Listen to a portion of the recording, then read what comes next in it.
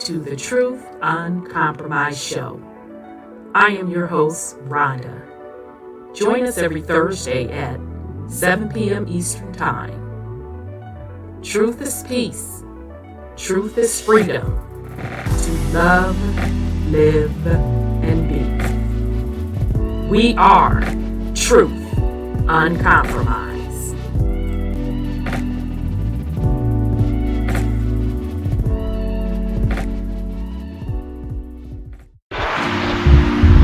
We are in the age of truth, freedom, love, prosperity, abundance, and peace. Welcome to Truth Uncompromised.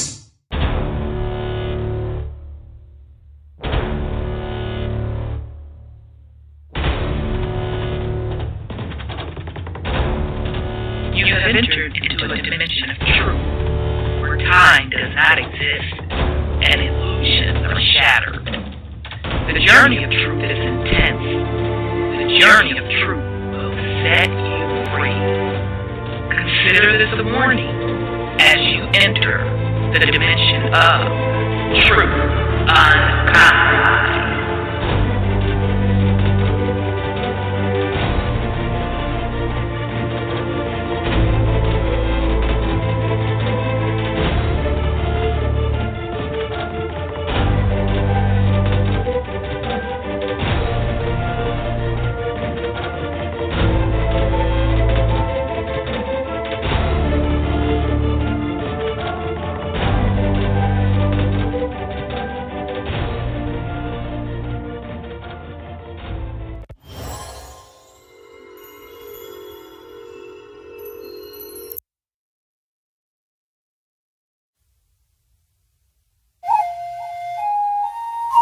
Still unamalgamated. Heartbeat, the sound of the bass drum. Come with your best shot, I'll take one. Rumble in the jungle, I'm a lion. Stand up for your Muslim nation. Hey, for these generations, we the people lost but not forgotten. Tribal rivalry is the problem. One love, the key for what we locked in. Don't call me a doctor, but I will be your medicine man. We're all from the melting pot, so everybody in the crowd is a Native American. Like me, what can't you see? The enemy is a L-I-E.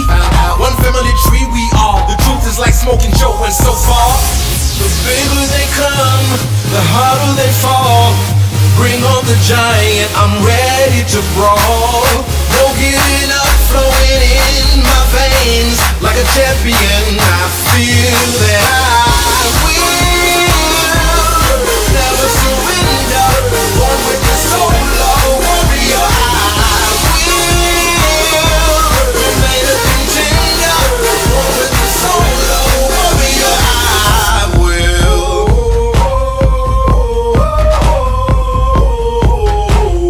Hey yo, hey yo, hey yo, hey, hey, hey, hey, hey,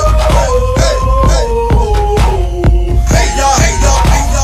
I rule my dominion. I'm part Asian, Indian, Dominican, back to Hindu, Dravidian, so Mexicano loco, man. Yes. Egyptian fits my description. Yes. I'm training hard for the mission. Yes. I'm a country boy from the south, and mama said knock you out. I'm in the ring like the bigger they come, the harder they fall. Bring on the giant, I'm ready to brawl. No giving up, flowing in my veins. Like a champion, I feel that I will never surrender. Born with the soul of a warrior, I will remain a contender. Born with the soul of a warrior, I will.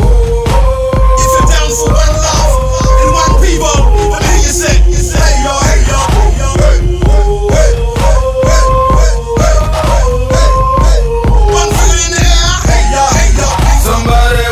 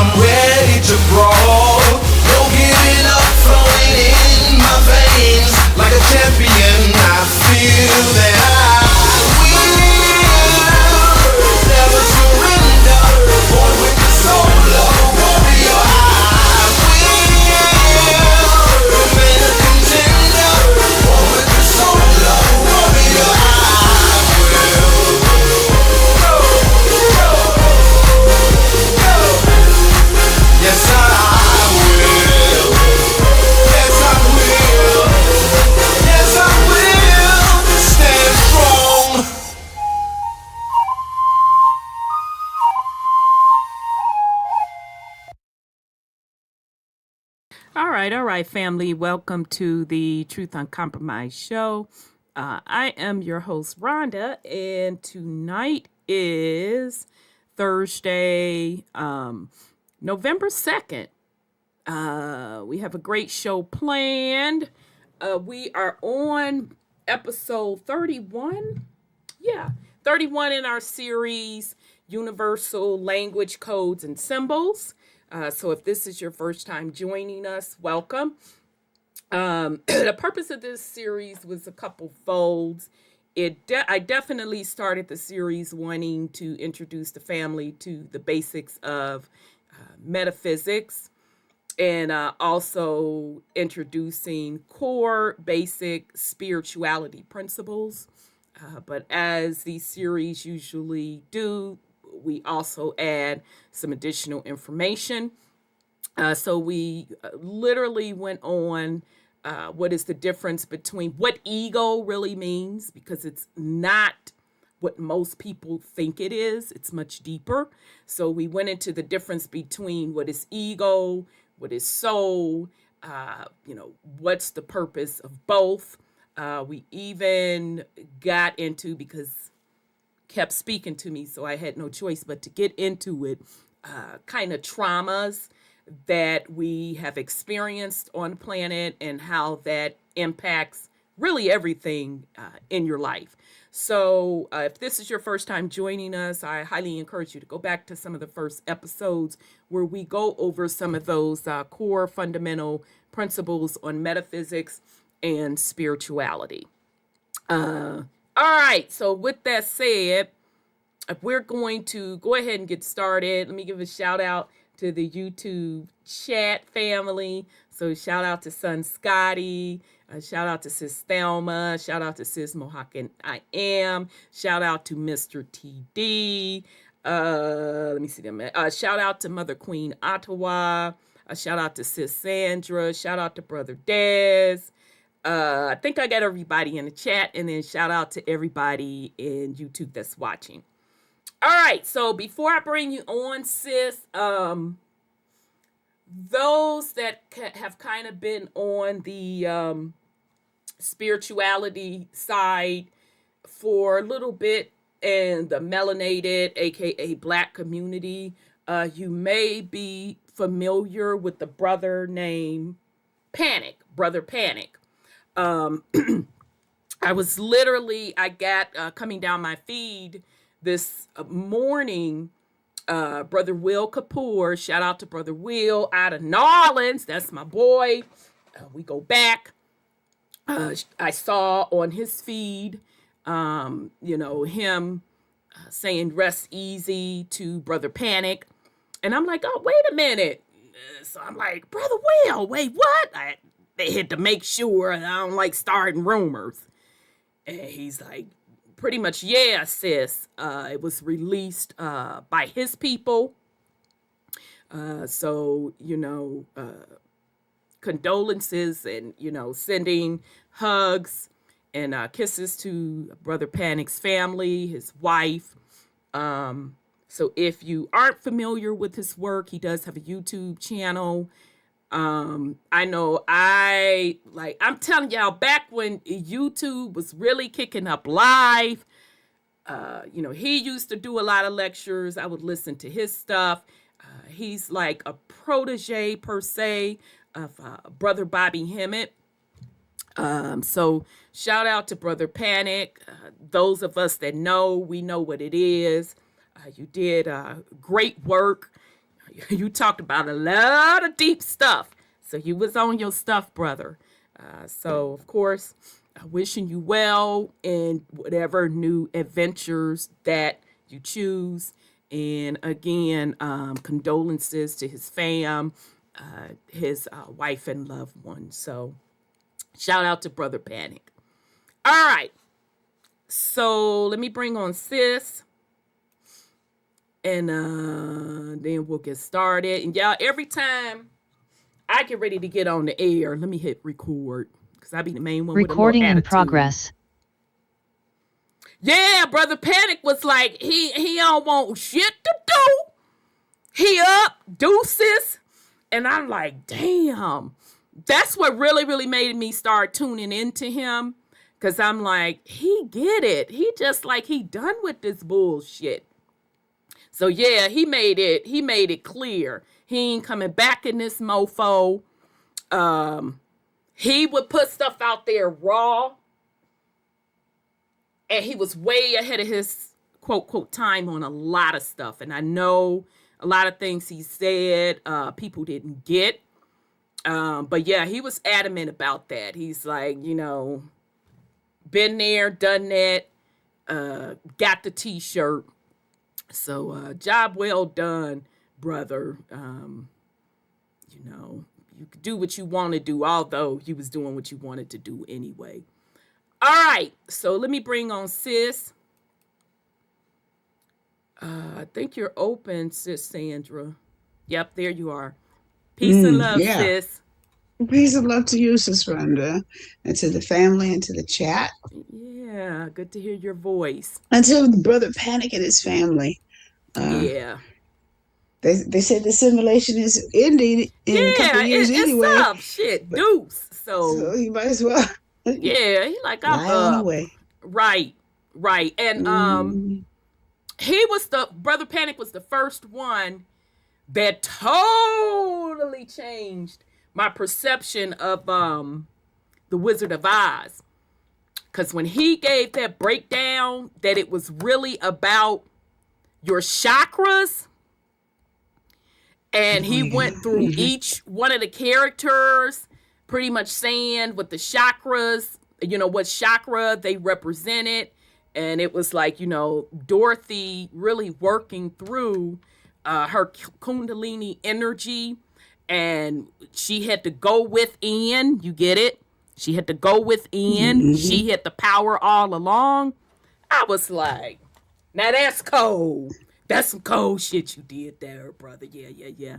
That's cold. So shout out to Brother Panic for sure. Let me bring on Son Scotty, and then we'll get started here. Okay. All right, son. Okay, there you are. Peace and love, son. Peace and love. Peace and love, family. Peace and love. I'm great. Peace and Great. Good. Peace and love, my Rhonda, Sis Sandra, to the family. Peace and love, brother. Yeah, good to hear your voice. Brother Panic, in the lane of Bobby Hemmett, he was really into the occult stuff and really getting us through the scary shit. Like, the scary shit is your shit. Exactly. Really in the lane of that, when we talk about doing shadow work and, how we see through like religious teachings, how they kind of flip the stuff. It's like, trying to make something on the light and the dark side when it's really like, it's all of that, and they have a tendency to, put a negative view on the dark side. It just is what it is. It's just energy. So,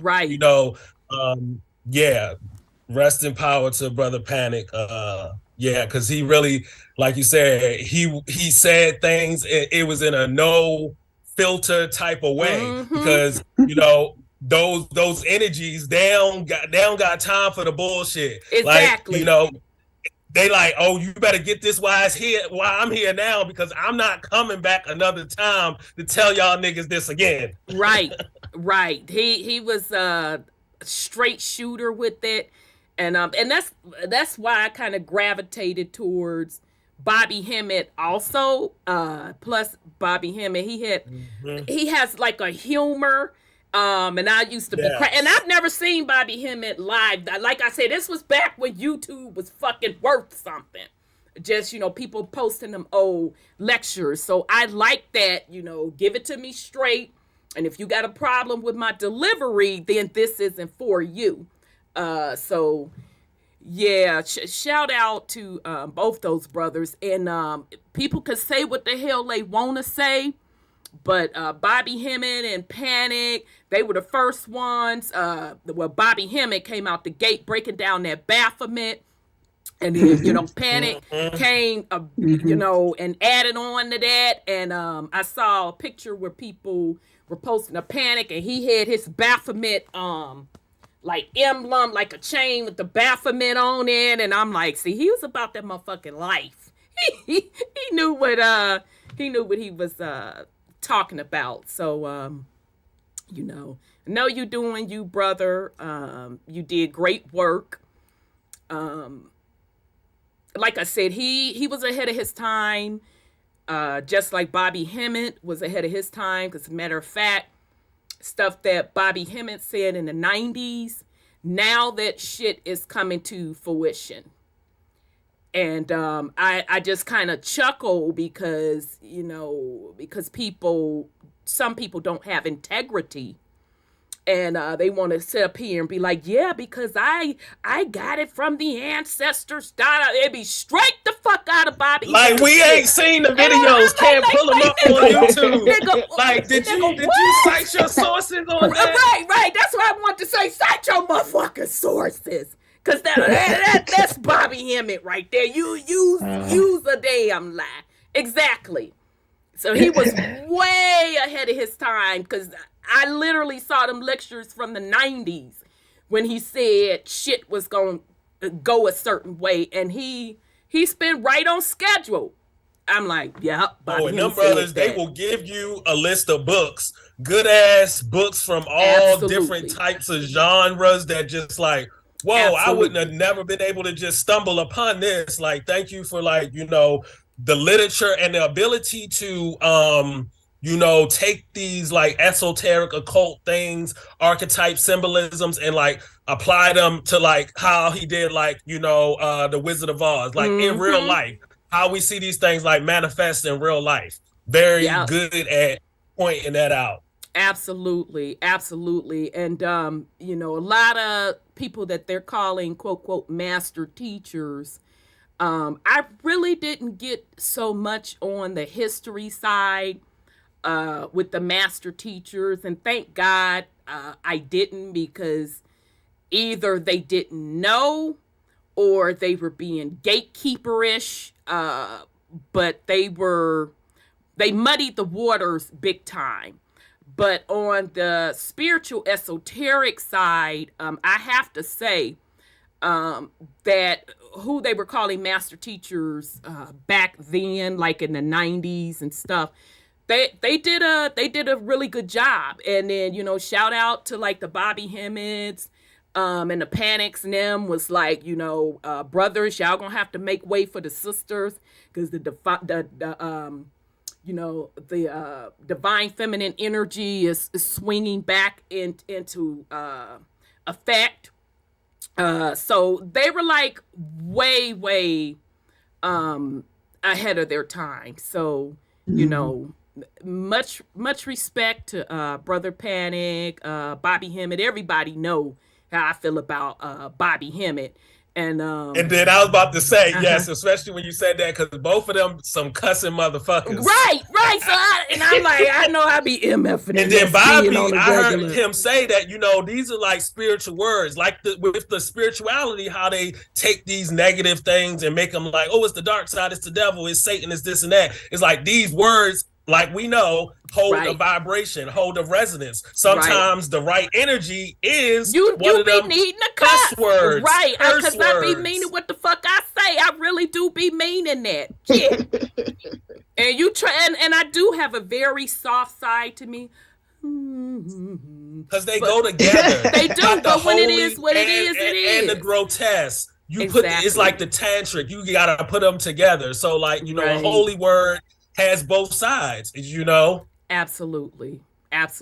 And shout out to Dr. Dilbert Blair. I learned a lot of metaphysics from Dr. Dilbert Blair. He was really tight with his stuff. Very, very tight. And Phil Valentine. Yeah, Phil Valentine. I learned a lot from Phil Valentine. And but like Hemmett, and even Panic stuff, few little things Panic said, I kind of took offline, tested. I said, okay, yep, that passed. Bobby Hemmett stuff passed big time, because he put one thing out and I did something and I'm like, oh shit, he was on point. So shout out to them. And I don't know if y'all know C. Freeman L. He transitioned. Yeah, I remember him. Yeah. Remember he's the Moor, and that's why I was saying, you know, Moors that know they know. I'm talking about the Moors that really know metaphysics and wasn't on this selling of the paperwork bullshit and all it. I'm like, what kind of fake ass Moor you are? Because the Moors that I know, they on that metaphysics alchemy and they was cold with they shit. I learned a lot of shit from them. And C. Freeman L., he was one of them. He was on his shit also. And again, I never met the man in person. These was just YouTube. Like I said, back when YouTube was worth a damn, he put out a lot of good shit. So, you know, shout out to them for, you know, laying the foundation to the spiritual work. So to shout out, yeah, Bobby's still here. Yep. No. Bobby's still here. Yeah, Bobby's still here. It's just panic transitioned. So yeah, shout out to all of you all because you laid the groundwork. Much respect. Okay. So that's kind of funny. Huh? I have some the brother C. Freeman L. Lectures here in my folder. Oh, that was back in 9/6/15. Yeah, I don't know, because like I said, I just saw the lectures on YouTube. Yeah, because the ones that know how to take the esoteric occult stuff out of those whatever Moorish occult teachings, because they blend. The stuff blends over top of each other. So I have his lectures here. He was good. He was very, very good too. He was very much so on the metaphysics side and took the body and kind of showed you from a spiritual perspective. Yeah, matter of fact, one of the slides that I have in this particular lecture, the one with the Baphomet, and it has the David star. Star David, yeah. Yeah. C. Freeman L., I would literally, I think I even have that picture. I'll try to find it. He kind of did that same breakout, but with the human body. Yeah. So he was cold with it. Those are the Moors that I respect. That's, you know, truly about the true science. It is about your consciousness, and through your consciousness, the choices that you're making and what you're creating through your consciousness, you can change things. All of this paperwork shit, no, that ain't where it is, fam. No. And I know some Moors that's really on their business. They don't like that shit at all because it's put a stain on the Moors, because I learned through the Moors that who was the old boy that started NOI? I know y'all know who I'm talking about. Was it Elijah? Wasn't it Elijah Muhammad? Yeah. Oh, yeah. Yeah, because Elijah Muhammad and the man that started the 5 percenters, all of them studied under the Moors. That's why all that shit is similar. And, you know, shout out to the true Moors and like Bobby Hemmett and them that came and really started breaking that shit down. I'm like, oh, so this what y'all teaching in them temples to a select few? Okay, got it. Right. Then they just do like any other fraternal order. It's like, okay, we're going to hide the real shit and we're going to give y'all the demonology, which is the confusion. Have you signing contracts and giving away your identity and your rights and all kinds of bullshit, get you all twisted. doing spells. Right. Absolutely. Absolutely. So, those brothers, and shout out to Steve Coakley, because he was the one that talked about the gatekeepers, the Black Boule. They laid the foundation for us to be able to get to the point that we are now. And hopefully a lot of us are starting to see, you know what? This shit is all just bullshit at the end of the day. I need to do what I need to do for me and my journey and keep it fucking pushing. So shout out to those folks that really, really made a difference as far as this spirituality stuff. So it's appreciated. So those of you that are just getting into this, it was not like it is now with this bullshit, with the money involved and this and that. It wasn't like that back then. You go to the lectures, you would pay to get in, whatever the case may be. It wasn't about fleecing people's pockets. Okay. And it's sad that it's come to that. And it's not only on this spirituality thing, but we're talking across the board with anything that's being done nowadays. It's about fleecing pockets and people trying to make a living on something that they're not really qualified to do full time and make a living on. Okay. So that's why it is up to each one of us individually to really, really pay attention to what you're giving your energy to. Okay. Because as far as culture, I don't care if we want to talk about the Black community. I don't care if we want to talk about even like the pro-Black community. I don't care the Indian community. I don't care what particular community you're talking about. The culture depends on the people. You set the culture. So if you allow bullshit to skate, that's what you're going to have, a bullshit ass culture. Okay? And anytime we're not being honest with ourselves and we, just look away when we see shit is happening and you're participating in the bullshit, you're guilty. Or you're silent in the bullshit, you're guilty. Okay? We are adults. I've been sitting up here saying this, and I'll say this until I'm not on this motherfucker no more. This ain't no goddamn popularity contest. I'm not here for motherfuckers to like me. I'm not here for clicks and views.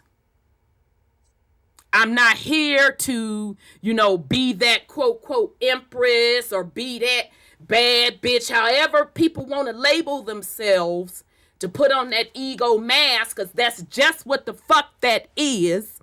It's an ego mask. Not fucking interested in any of that. That's not spirituality. That's not community building. It's bullshit. It's childish. And it gets no one anywhere. And until each adult look at this shit for really the way it is, I don't give a damn what group you jump into. You're going to get the same results. You don't need a group to govern your life. You don't need a group to make things move. Start with yourself. Make sure around your motherfucking doorstep is clean. And when it is, you should be linking up with like-minded people. And when you see that like-minded people on some bullshit, you got to move accordingly. We're not fucking children. And the movements I see in these streets and in these social media community, it's high school bullshit. And I'm way too fucking old to be nigga, what? Bitch, what? No. I know you ain't bring me this bullshit. Cause I don't give a fuck about none of that shit. None of that shit. None of that shit. Yeah, grow up.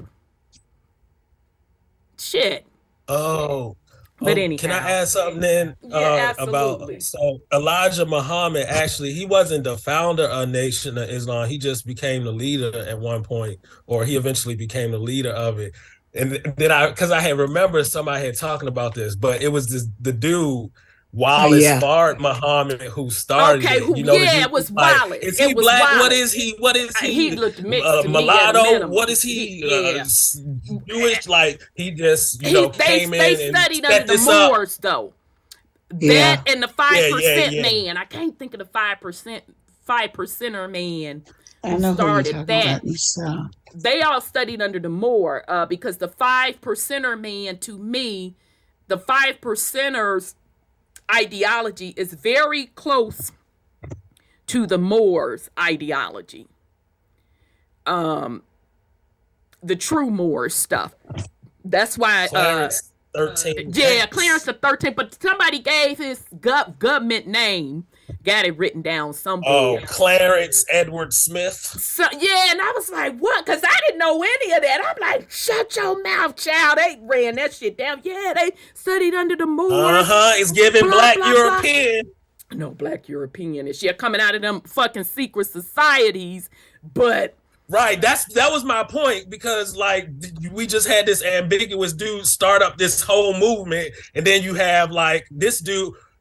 come in and take it over, who has more like of an indigenous background, but still kind of like ambiguous too. But still, we take over these things that are that's coming from foreigners for our people.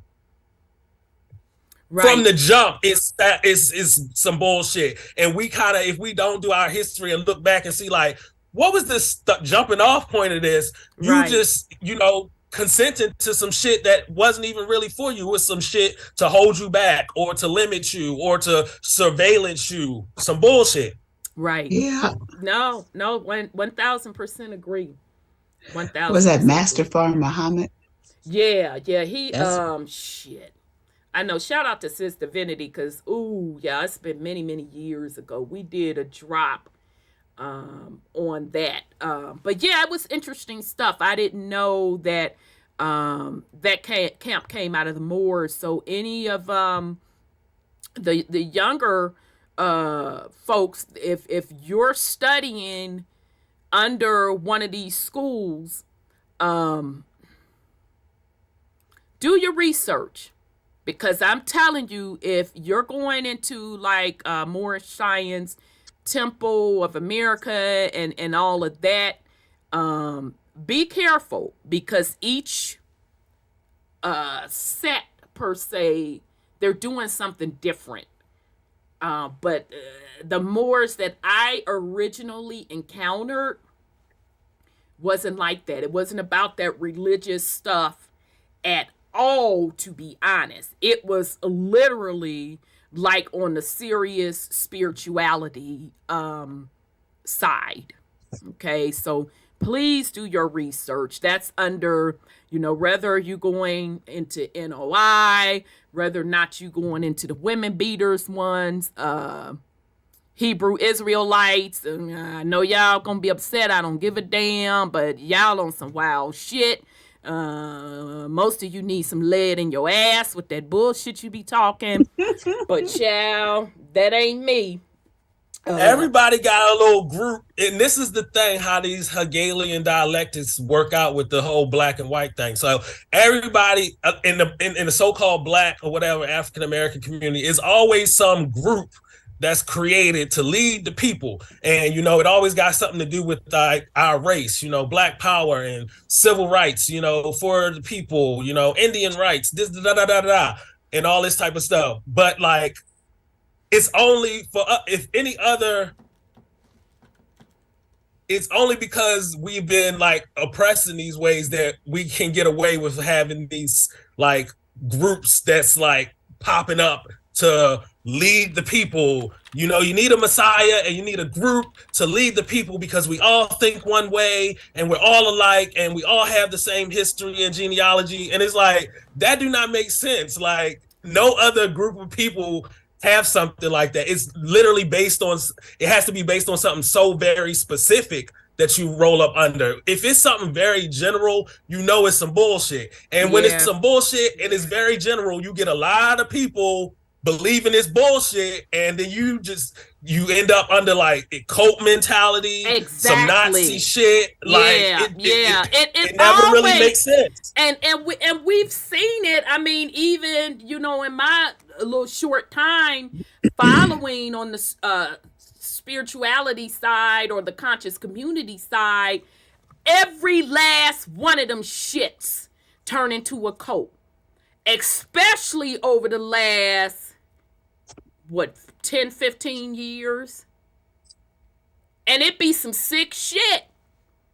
And it be adults sitting up there like trying to justify the fucked upness about it. And I be sitting back like, first of all I think about, I ain't finna sit up here and lie. I think about fucking VD. I ain't finna lie. I'm like, oh, you motherfuckers got VD in your life. I mean, that's just me. I'll be wrong. But just the amount of sickness that comes out of these groups that were supposedly and allegedly put together to empower the people, it's enough to make your fucking stomach turn. And a lot of the stuff that you hear about publicly isn't half the shit that was really what was really going down. And right, I mean, if y'all want to be tricking off and freaking and doing all this type shit, let's say that and do that. Don't be applying no fucking group of people to it. Like, this is what the black people, whatever you want to call us, but applying our name at the time to that bullshit. I just can't. I just can't. So it really shows how lost people are. Doesn't matter, what they want to sit up and claim. The sick shit that we have witnessed over the last 10 to 15 years, it blows my mind that adults with children, even adults with grandbabies, fucking participating in. That really says a lot about how sick folks really are, okay? And that's when it goes back to when we were talking about traumas and really working through your issues, because, you have to be in a certain amount of pain to even participate in some shit like that. Okay. And even, the predators, that's something different. Okay. It could be, they're mimicking behavior because they were preyed on, or they could just be a fucking degenerate. And that's just the contractual role that they signed up for, is to be a fucking degenerate. Okay. But the amount of participation that goes on with the predators, it blows my mind. Yeah. It really does. So people really need. You see, they always going to harken back to their doctrine to excuse it and give it a reason. Well, in the biblical times, in Muhammad times, in the times of the Torah, these bullets, because you talking that bullshit about touching up on motherfucking babies or whooping my ass. Oh no, we finna biblical on these goddamn bullets you finna receive. Fuck out of here. That be the sick shit. Nowadays, we got the new independent woman. Right, don't worry about it, bitch. Ain't nobody coming asking your dusty parliament dressed ass for no Skrilla, because first of all, you ain't fucking got it. But I'm gonna get I know, off be of them. talking about everybody that ain't even checking for them. Like, yeah, like what the fuck? You got that scarf on your head, don't like my you. sister. Bitches don't love you. Like, nobody is checking for you. Like, get the fuck out of here. Y'all like whole ass grown ass people out here with children and responsibilities, and you running around here worried about what the fuck somebody else doing. What? While they trying to get off the paperwork, they ain't trying to pay child support and shit. Like, right. nah, nigga. Right.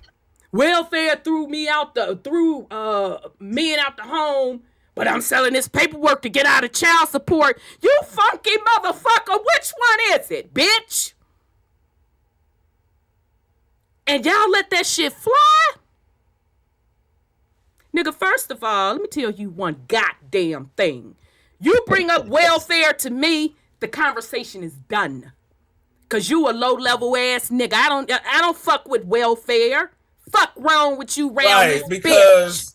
That just show me you believe the propaganda against me, but you want people not to believe the propaganda against the black man. You's a welfare ass nigga. You need welfare to feed your fucking family. Who use the welfare the most? Yeah. Who getting welfare right now from us? White people that ain't even in this country. Yeah. Sitting up here talking about some fucking welfare. Blink, blink, blink. Nigga, I don't know nothing about welfare. Second the fuck off, you do. Therefore, you don't need to be the fuck in my face. Because if you think by any means that you finna build something with me starting off talking about welfare, you got me the fucked up. Y'all let that shit fly? Y'all let these niggas use that as an argument? Women, I'm finna get in your shit. You let a dusty motherfucker use welfare in an argument with you? Or not wanting to pay child support? What the fuck wrong with y'all around this bitch? Y'all should have cut them niggas off at the knees and kept it moving. And if you are receiving welfare, that nigga shouldn't be laying up there with his motherfucking legs crossed, scratching his goddamn nuts, sharing on the EBT card and the Section 8 with your babies. What the fuck wrong with you around this bitch? Eating up all the kids' snacks and shit. All they juice. Dust ass niggas. Y'all going for that shit? Oh, you ain't gonna have no man. Nigga, who said that you was a man? First of all, let's fucking start with that. And I'll stay by my motherfucking self if that's my selection. You got me fucked up. That is funny. And furthermore, you think you the only swinging dick on this motherfucker? Funk ass. Y'all been letting these dusty motherfuckers get away with a lot of shit. And I see a lot of roaches out here with a fucking ego. Y'all better smash them motherfuckers and keep it moving. I don't give a fuck if you are receiving welfare. Hold up. At Section 8. I'm sorry, go ahead, brother. Step on them, not smash, because today's age, smash means have sex with them. Oh, my bad. Also. Yeah, update me, son. Step the fuck you go have. Don't fuck smash a nigga them. That's the whole depending point. on your motherfucking EBT in Section 8. What the fuck wrong with you? Or the other way, people just be so caught up in the sex that they just no. And I be looking at son Scotty, and I just see VD. Ugh. I see crunchy panties, shitty shit-stained drawers. I see VD. Mm. And they don't care. And then you got the nerve to fucking procreate. I just want to get some fucking bleach and spray all of you motherfuckers down. Get the fuck out of here with this low-level shit. Now you got a generation talking about booty holes and Child, how it to gives me a how to do headache. certain kind of things. They're 6 years old now down there, Who's 6 years old? teaching them that kind of stuff. They got books out now with that in it. Sis Sandra, it's so bad. It's this ugly ass rapper. She looked like a dude to me. And Sexy Red. you mean Dirty Red? Because that bitch looked dirty that and one. dusty, Yeah, she looks crunchy ass nasty. Yeah, they panties. say she looked like Young Thug. She looked just like a nigga in the motherfucking face, running around here talking about. I said, I know you ain't talking about your coochie because you look like your panties stink. Bitch, let's start with that. You don't even look like you wash up, like you wipe front from motherfucking front to back. Bitch, you probably didn't even know that. You probably just learned that. The fuck out of here. Oh, God. Kaya had to read her down. Baby, I just Kaya saw was that roasted red. like a I motherfucker. just saw that shit the other day, and I sat back. I was like, "Get her, mama." Yeah, I saw that too. I saw her. I said, "Yeah." Yeah, unfortunately, yeah, she's, that whole, it's just like, people have to know that, like, they're going to pluck out these people, whether they know it or not, whether they consented to the character or not. They're going to find somebody who really that, or find somebody who know how to play that. And they going to put that, they want to put the lowest out there because, they want to test. They want to test the temperature of the people, because we going to make this person and they personality and they music pop? Are we gonna make them in a degenerate ways pop? But it's or are we just so gonna bad, son. Some of these youngins that they're putting forth as rappers, I'm like, is she slow? Is he slow? And they be like, the younger generation, they be cracking up at me. Why you say that? I said, you don't think that they look a little slow to you? They look slow, and I'm kind of sitting up here like, I don't want to talk about you, baby, because, baby, I don't know if you're really slow. But my grandma, she be saying they look a little touched by an angel. Yeah, they be looking slow. And black people, okay, so, in case white audiences are listening, when we say slow, when the black community says slow, we mean mentally challenged. Mentally challenged. And, I don't be down on mentally challenged people or, somebody that's slow. We protect them. And I be scratching my head because I want to cuss them out. Bitch, get yourself. Is she slow? Somebody said she's a drag. It's a drag. To double check. Is that baby slow? Because I don't want to be seeing something if that baby is slow. Somebody come get her. Y'all know this shit ain't right. She need to still be in school, working in the little grocery store, this, that, and the motherfucking third. Not out here showing her goddamn That be another parts. thing. Like, okay, Shit. just everything ain't about somebody being another gender. Sometimes we see this. You see women who look more masculine, and they is a biological woman. Like, you see this naturally. Everybody's not a drag queen. Everybody's not a transgender. And in some transgenders, you can't even tell that they're transgender. It go both ways. Like, it's a lot of movie stars like when that. people always talk about, yeah, she got a dick. It's like, no, one of your aunties or grandma or mama got a mustache. And she got a mustache. She brolic. You got a cousin who is a dyke. She whatever. Y'all know it go both ways. Like, it's straight niggas that's effeminate. They a little feminine, but they straight. It's niggas that's gay that's masculine as fuck. So I just hate when it's always like black women, they put a dick on them. It's like, no, the ones that got a dick, leave that to that's another argument, motherfucker. Like, it be like just be so annoying. How we get on this subject about dirty I'm sorry, draws? No. I started it. I know I started it somewhere, but yeah.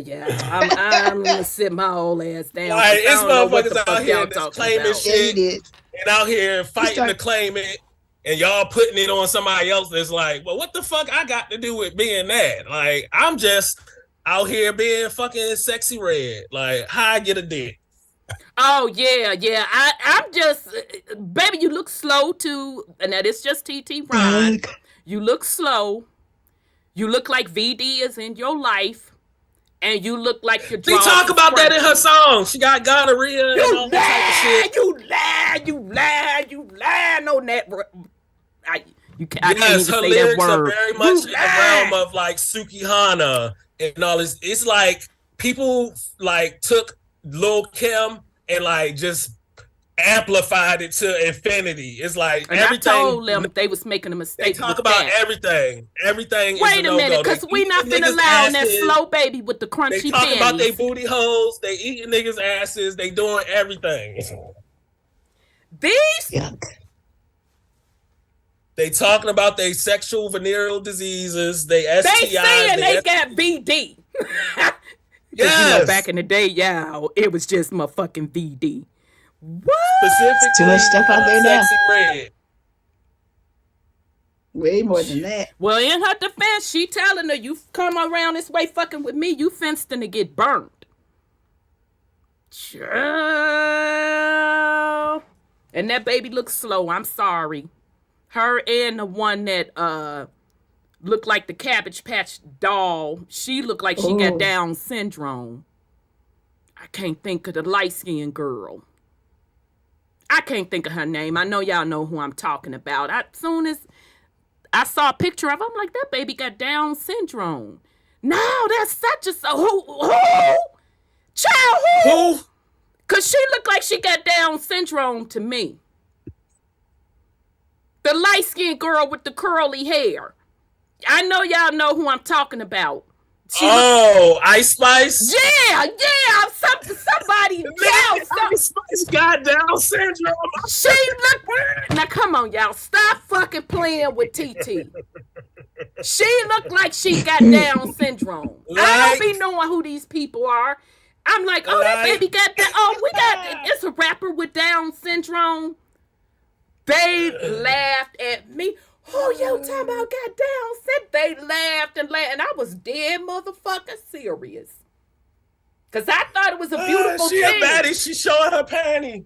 I thought, I'm like, oh, okay, that's nice for the mentally challenged. They have a rapper.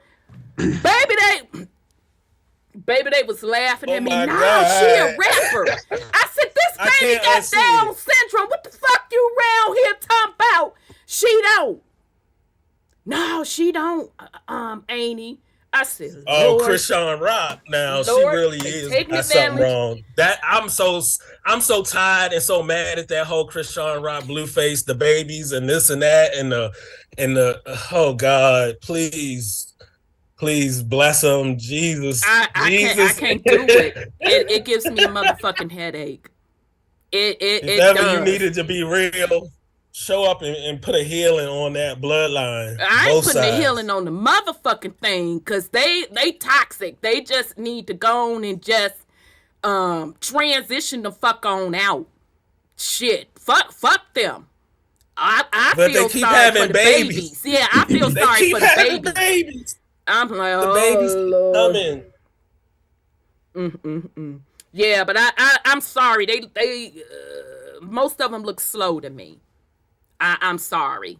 And Gen X, that's what we created. I told y'all that shit was wrong when y'all was popping off talking about your P's and your D's. I'm like, we making a big mistake. I said it back fucking then. And now here you go, motherfuckers rapping about they VD, sitting up here ugh. mentally motherfucking challenged. It's just a hot motherfucking mess. So anything goes. That goes back to my opening statement about we are the culture. So if the culture is sick, that means we're sick. Yeah. Bottom line. Yeah. All right. So with that said, what you say Gen Z is wild. Child, I can't. I'm like, let me go sit my old ass down. I didn't said this baby is Down syndrome, and they laughing at me. No, she's a baby child. Who? Shit. The fuck ever. look challenged to me. But whatever. All right, Sis Sandra, you have any? Go ahead on with the fuckery. Not really. We talk about social crunchy panties and everything. social culture has dropped to a new low. I You can't know, do it. it's what I didn't know that you go to college to learn how to protest. You know, in my day, you go to college and stuff to learn how to learn a trade, a science, a professional type stuff. But now they don't even have critical reasoning in school. So you can't expect these people to be high class and carry themselves with a plum or anything like that because they're not being taught that anymore. I don't know what they're being taught, but it's not what we were taught, you know. So what we get is what we get. And then that's what's going to take the next generation into what they're going to be like. And it's going to be worse. So maybe it's good this assimilation is ending because otherwise you're going to have just total fools running the planet. It's already total fools. But when you're saying, I saw that red creature that you're talking about, I'm like, what is that? Dirty red. I'm just talking about some red creature. Child, they don't go on with the foolishness because, again, this shit starts in the home. Yeah, it does. Well, not anymore. They're done taking it to the schools. Well, it's still a parent's responsibility if your baby's is in said school to know what they're teaching them. And if you don't agree after you done told them you didn't agree and why you don't agree, you have to move accordingly and take your babies up out of there. So that's why I say it starts in the home, because I cannot be sitting up here as a mother, telling, my boys not to date loose women or a hoe, and I'm a hoe. No, you can't. I can't be telling my daughters, don't be hoeing yourself out, allowing a man to mistreat you, da-da-da-da-da-da, when I'm turning around and I'm doing that exact same thing. Okay? Children, right. You know how that goes. It's based on what they fucking see. And if That's you're true. Not giving these babies anything to respect, because you out in these streets like that, you don't fucking value yourself, 9 times out of 10, they're going to go down that, same trajectory. And we don't want to be real with the shit. That be the motherfucking shit that's be killing me. And I be looking like, who the fuck you think you trying to talk to about that? Mm-hmm. I was raised by parents. And I know what the fuck they expected out of me. I know what they expected when I was navigating in these fucking streets. I knew right from wrong. Now, if I got out there and got caught up, that's because I fucking chose to get out there and get caught up. And most people can't go and stand in that fucking mirror and say that's what they're teaching their babies. No. Most people can't go and stand in that mirror and say that's the way you fucking living.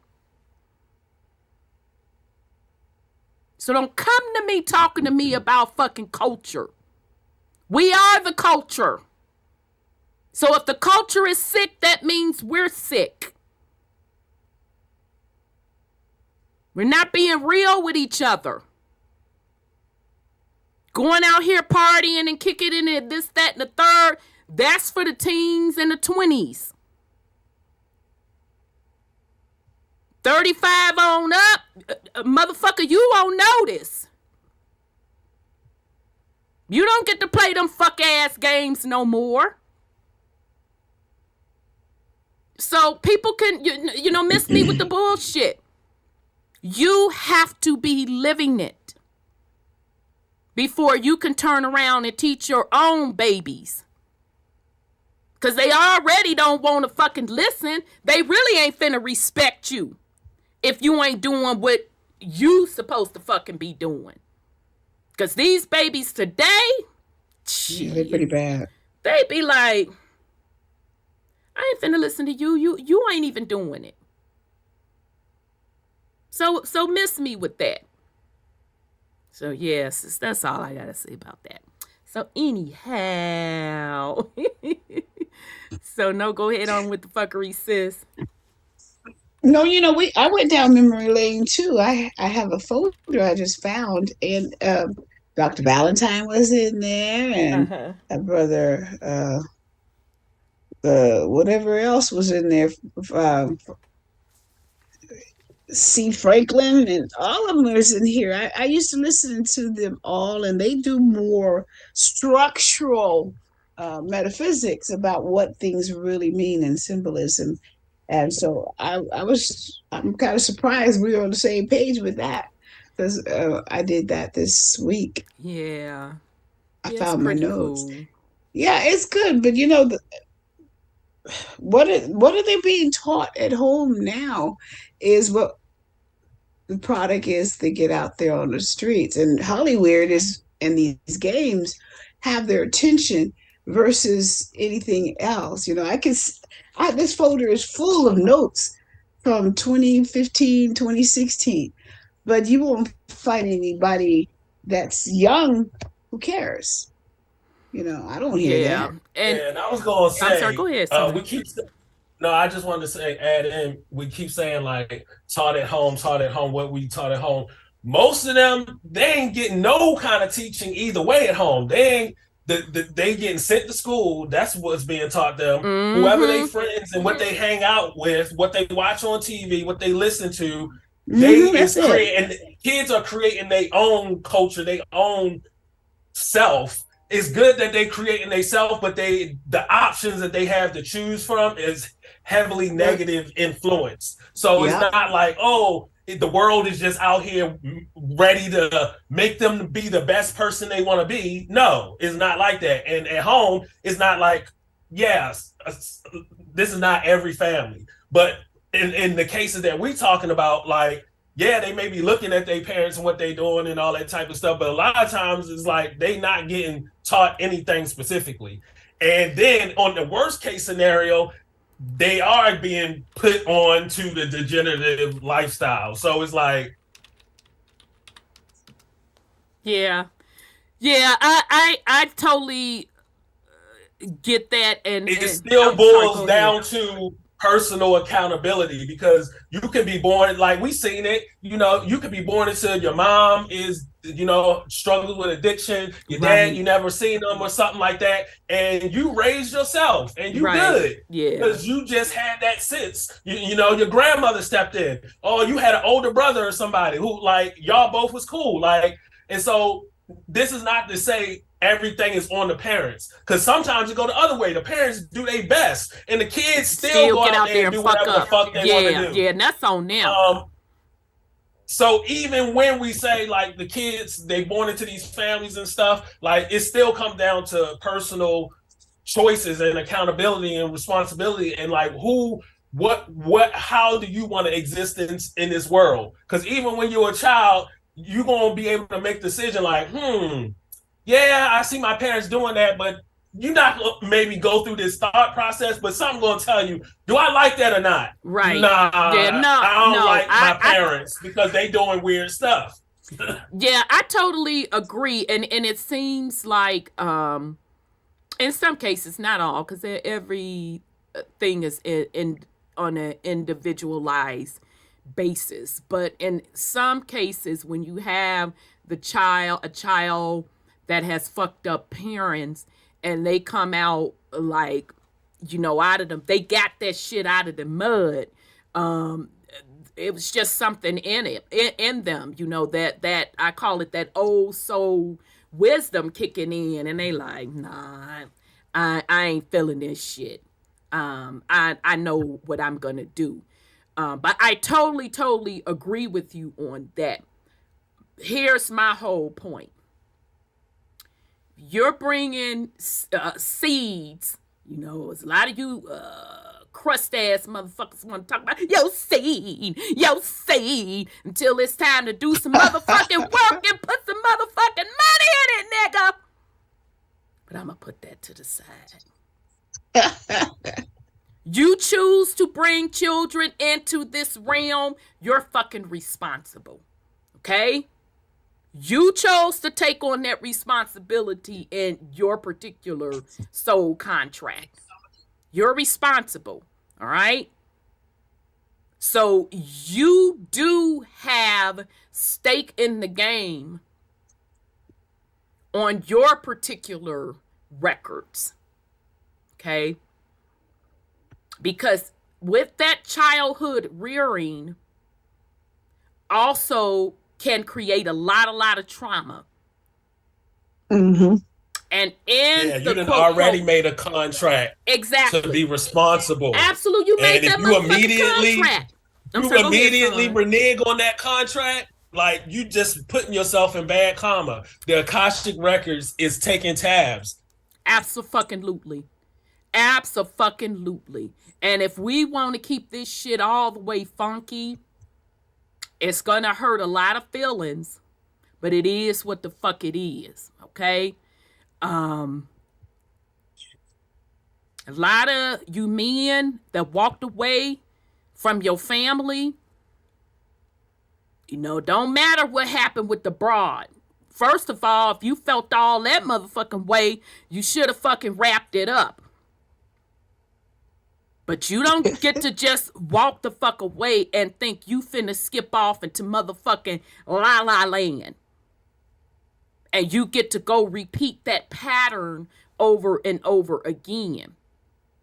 That's associated karma and trauma that you're causing on the planet. And that is why most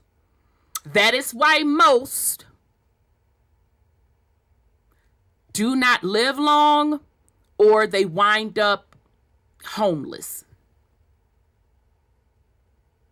And psychologically, you know, that 1 week we was talking about, you know, the emotional health and men and stuff and advice we would give to them.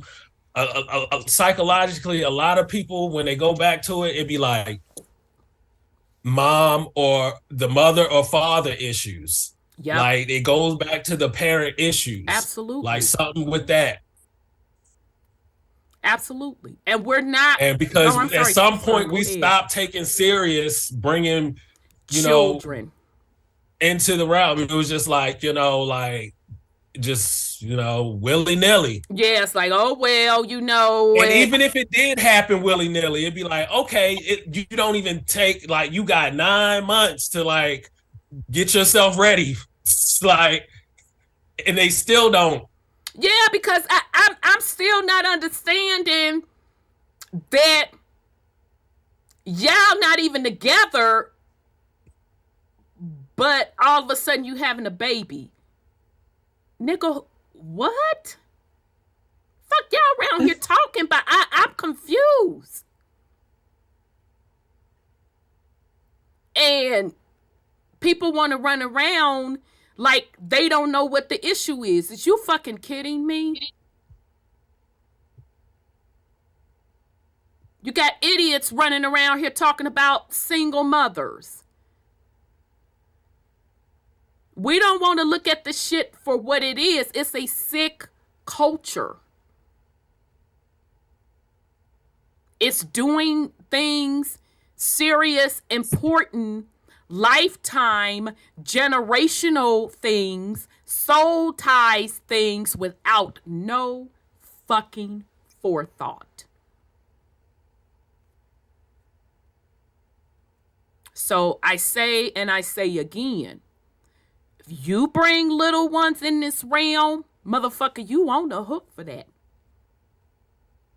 And to the younger generation, do not let these motherfucking old heads fool you. Don't let them fool you. You don't get to walk away from that shit. I promise you, you will be paying for it in your later years. So you may be kicking it up now, having a good time, you know, because you look good, this, that, and the third, 4, 5, and 6. And you can jump from bitch to nigga to nigga. But trust me when I tell you, it ain't gonna last.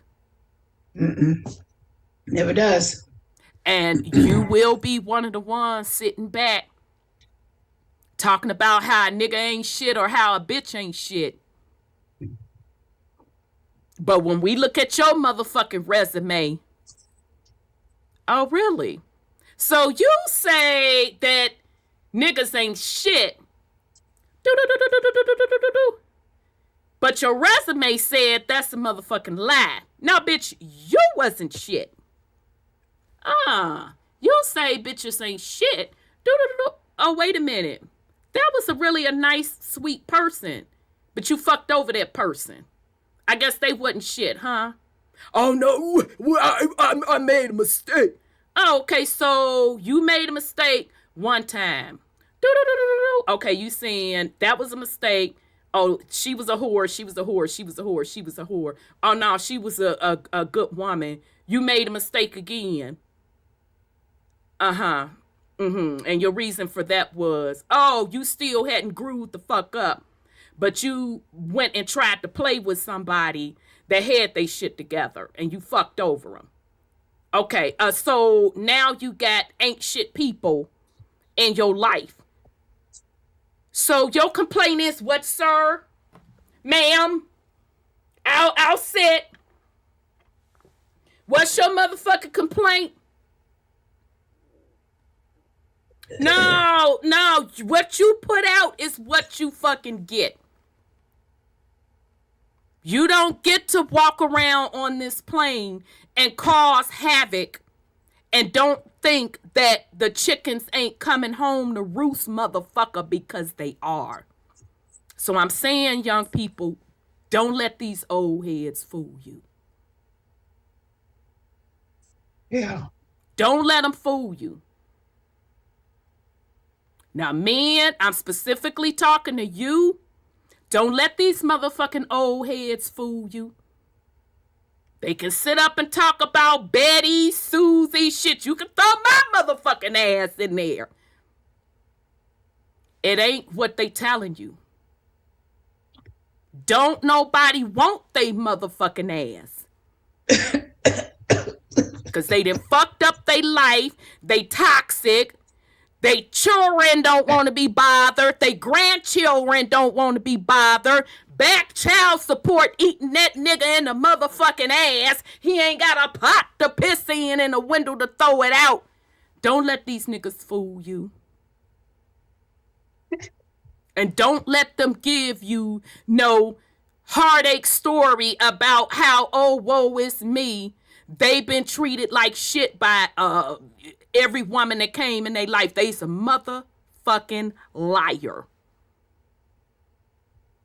Because I can guarantee you, you just do a little bit of research.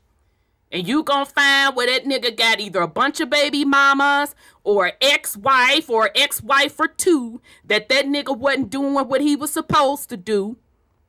Was either putting hands and feet on or putting hands and feet on and just straight fucking abandoned. Don't let these fucking old heads fuck up your shit. Do not play with good people. Because I am telling you what I know. It's going to come back and bite you in the motherfucking ass. Nobody owes anybody on this planet to be fucking played with, misused. Oh, I need to grow up. You need to be with me until I get my shit together. No, nigga. Ain't nobody got to do none of that. And when you're given something good, and you prove you don't know what to do with something good, you don't get to fucking keep it. I'm telling y'all what I know. Don't let these fucking old heads deceive you. You don't have to be out here like they are. If you want to find something healthy and loving and go on and do that. Go on and do that and be motherfucking happy. If you want to kick it, be single, date around and mingle, you can do that too. Be honest with your shit, be safe, and go on and live your life. But do not deceive people. Call yourself running game on people, running hoes. I'm telling you what I fucking know. You will regret it. And you will be in the Lonely Heart motherfucking Association. Don't let these bitter motherfuckers put that seed in your head and ruin your life. There are good people out here. Move accordingly. If that's what you want, go on and do you. Don't let another motherfucker tell you what's good for you and they shit is fucked up. Because I'm going to be real honest with you. A lot of them motherfuckers want to be in your position. I'll be sitting back looking at old motherfuckers trying to give advice to these young men. And I'll be like, you old toothless fucker.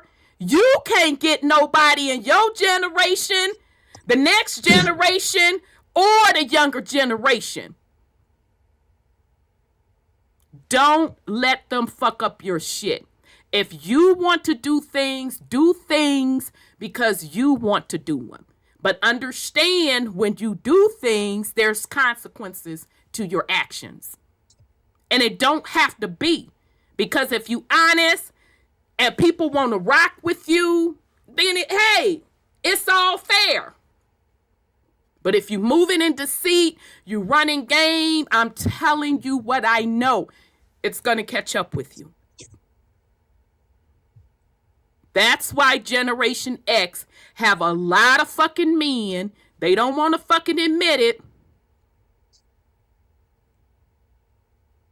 Now rounding in their 50s in fucking nursing homes or homeless on the fucking streets because they didn't build any foundation. Not that they don't have babies. Let's not misunderstand. Not that they don't have babies, because a lot of them started having babies in their teens. And they just kept going from person to person to person to person to person,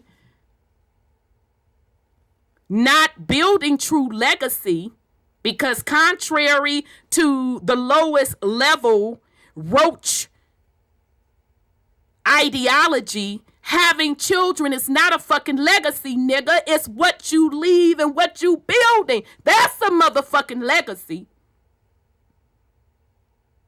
They didn't leave a legacy. They didn't build a foundation.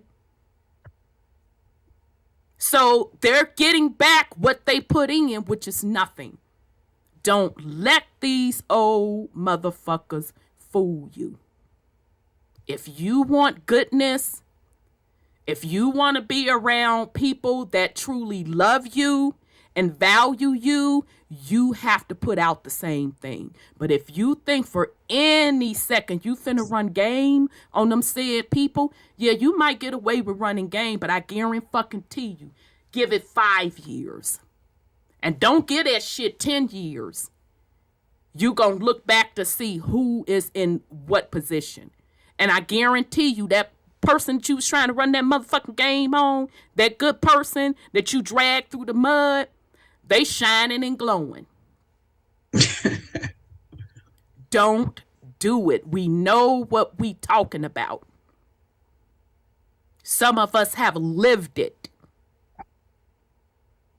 Just because a person has age does not mean they have wisdom. Okay? I don't want to see you all go down that route. It's not healthy. It's toxic. And you don't have to do it. You choose the route you want to go. What you say, 1 year? Yeah, some it don't only take 1 year. Shit. And some it be 6 fucking months. I'm telling y'all, don't do it. That's not how energy works. All right. All right. So with that said, son Scotty, you have any go ahead on with the fuckery? I didn't have no go ahead on with the fuckery until y'all was talking about welfare. And I just wanted to talk about the real welfare, money laundering, proxy war situation that's going on right now. Oh my. You hit the CBS News yeah. dropped this article. House passes GOP-backed $14.3 billion Israel aid bill despite Biden veto threat. Can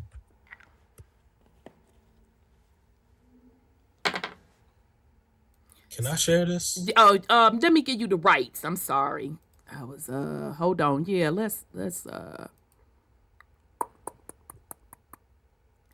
okay, try it. Because try now. Let's talk about the real numbers of welfare. I mean, you can call it it's different names for it, right. Aid and assistance and whatever, humanitarian efforts.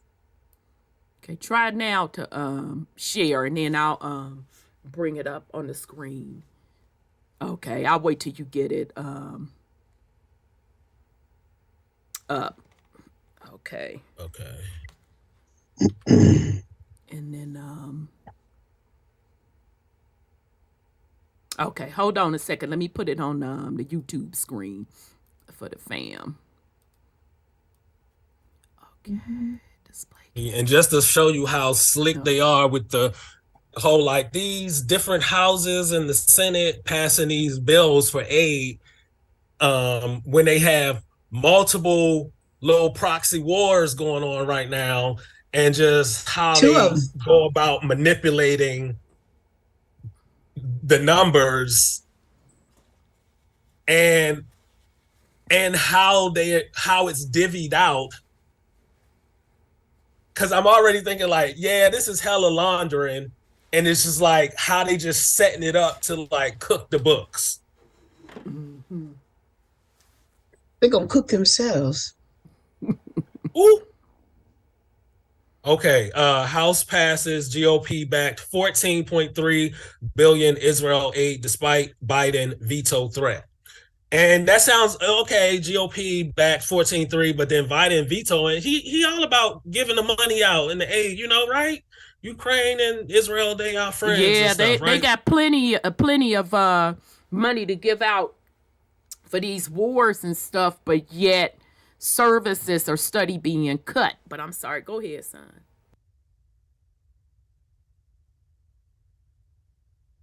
Oh, is it?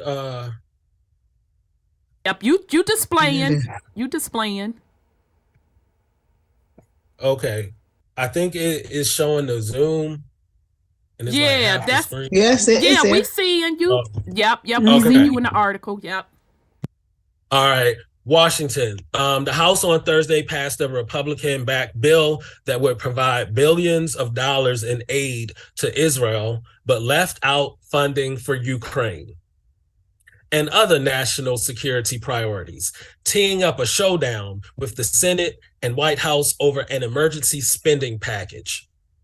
The vote in the House was 226 to 196 and fell largely along partisan lines, with 12 Democrats joining Republicans in voting for its passage. 2 Republicans voted against the measure.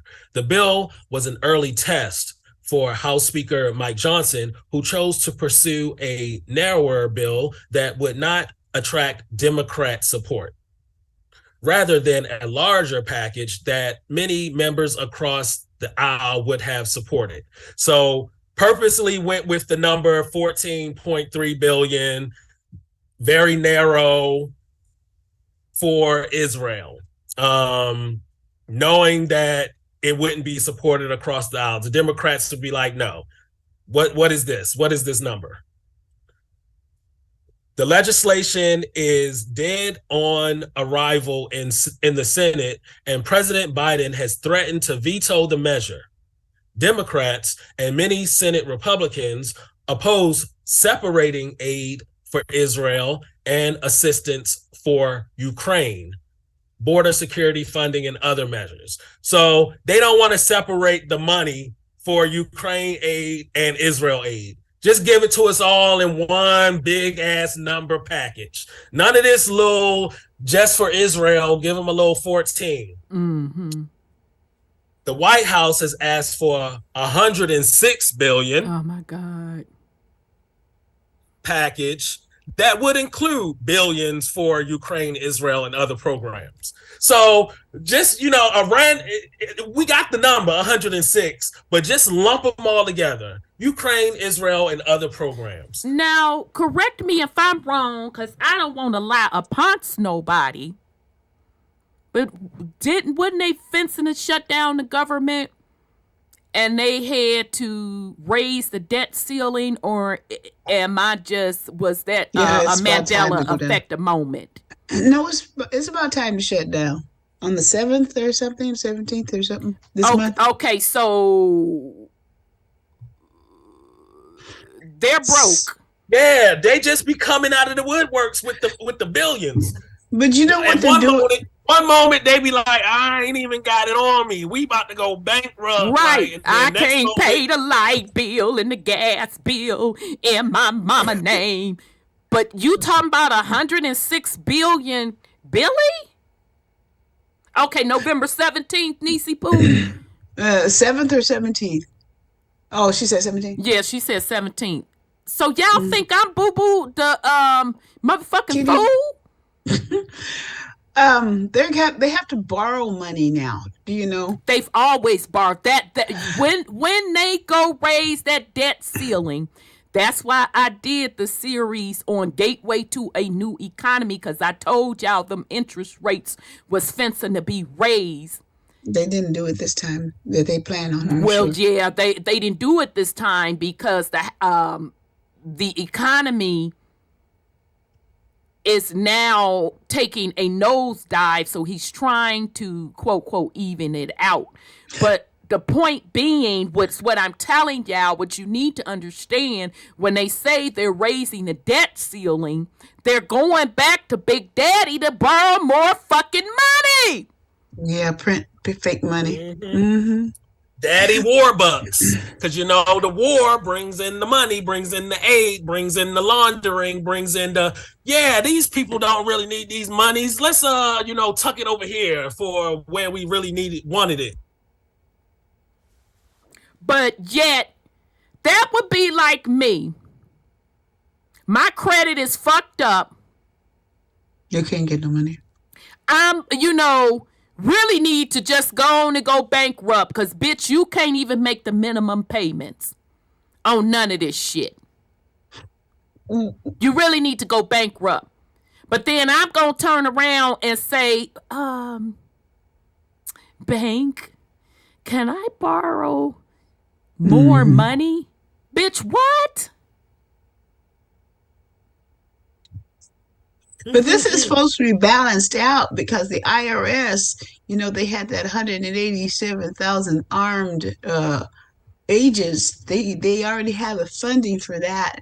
And this new dude is supposed to be cutting that. But how's that supposed to balance things out with the agents? Because they go after the money from the people?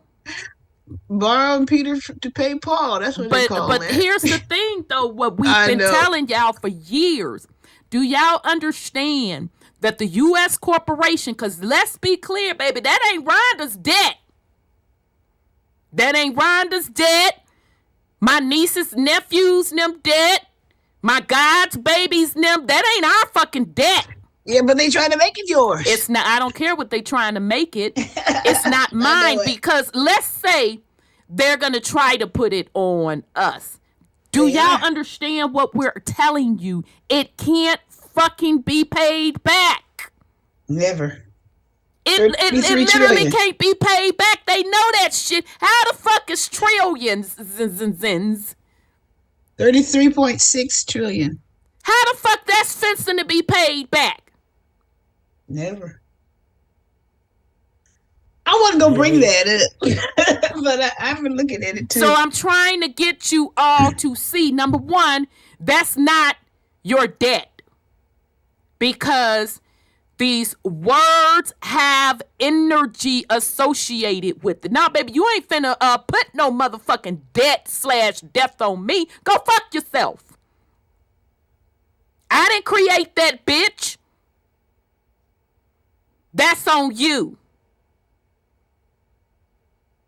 So that's another big spell they put on the public. No, baby, I ain't signed note, none of that. That's you and Big Daddy made them arrangements. They know that it's a Ponzi scheme. But because the populace keep putting in their consciousness, our debt, our bullshit, that ain't my motherfucking debt. They didn't even ask for the money. That's what it said. They say about it. They didn't even ask. They already gave them $3 trillion a year. None of us asked for this. Like, ain't none of us asking for what they're putting on the table. But I just want to know.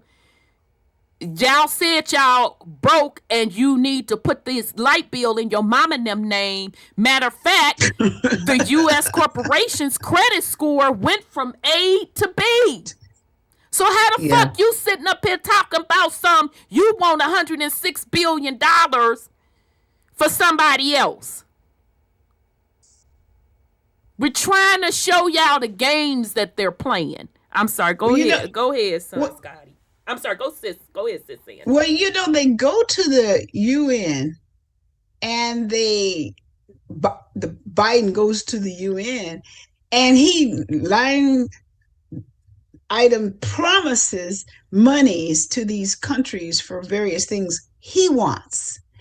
And then the Republicans or the Senate has to fight, and they fight over this money that is non-existent because he says they're going to give it to the what do you call that? Forum.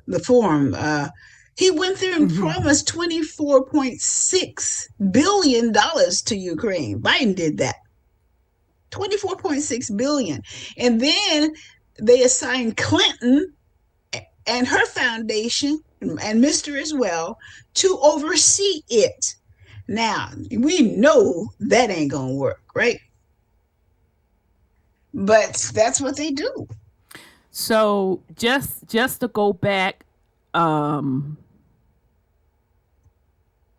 going to go back down memory lane because I was just joking with somebody earlier this morning and we were talking about penny candy. And I'm like, yeah, do y'all remember penny candy? I don't know, son Scotty, if they had penny candy when y'all was coming. Yes. Okay, I the didn't last think they of its did. ages. I remember in Baltimore, we used to go up through the alley to the little corner store. Yes. Okay. I remember one Candy time we that's took in a all the penny- little change from my mom, little metal bin thing. The little coin in the purse. coin wrappers. I'm going to beat your ass. You went in there and stole 25, 50 cents. I'm going to get your legs. You going in your mama purse. But and it wasn't no false advertising. It wasn't just a name. Like, it's literally a penny. It was a penny. So I didn't know if that was still in the millennials generation. I thought Gen X, we was the last of the penny candy. So I was saying, what was it? Nut Chews. Penny wrapper, yeah. My country ass, it's really now and later. My country ass, now later. Now later. Country as hell. Now later. Chico right. sticks. I think Chico sticks was like I love them Chico yeah, sticks. Oh, Chico Chico sticks was the sticks. shit, baby. And They you were picking that shit coconut. out That your was teeth. good. Let me go brush my teeth. Shit stuck in my teeth. But I think they was 5 cents. No, they were But the point being, 5 or 10. yeah, either 5 or 10. So I said, remember when you had $1 when you were growing up and it was to spend it on candy? I was like, shoot, you had The a lot. movies, all kinds of stuff. I'm like, you could take that $1, use a 50 cent to like get you Hostess cupcakes or something like that, and then the other 50 Stretch it cent, out. yeah, you could use to get 50 pieces of candy, or you could get 100 pieces of candy. So somebody came in behind me and he was like, "But Rhonda, I must be older than you because back when I was coming up, the cupcakes and stuff, I'm talking about the Hostess cupcakes, because you would get I two. like them too. Chocolate? Yep, the chocolate, and you know the little the cream filling? yeah, the icing on the top. Yeah. And yeah. one of my friends was like, I don't like the sweet icing on the top. I'm like, that don't even make no sense. Well, then just peel it give me off. that. Yeah, give me that. I put this on my other one. So anyhow, nonetheless, he said, well, Rhonda, those used to be 25 cents when I was coming up. So this is the point to my story. I know I'll be rambling. Y'all be patient with me. That's a classic example of inflation. Can't do nothing now. You try to give your babies $1 now. I don't even know, fam, what y'all doing for the tooth fairy. Because, you know, you used to could be able to get, now my line, Sis Sandra, get 25 cents. And you be happy. Yeah, you be happy, and then, you know, your dad want the big ball, so he'll give you 50 cents, whatever the case may be, because mama just gonna give you 25 cents, because she don't want you getting no 50 pieces of candy, because I don't want your teeth rotting out. I don't even know how y'all even giving tooth fairy stuff to the babies anymore, because they can't do shit with no $1. No.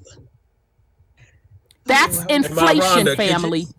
I'm sorry, go ahead. Yes, do you? No, I was just going to say, can you elaborate? Because you give a good example of inflation and then double inflation on how like you pay double for the same thing and double then for the same thing for the Hostess cupcakes. He said they was 25 cents for the pack of 2, and I don't even know if they sell them like that anymore. The pack of 2.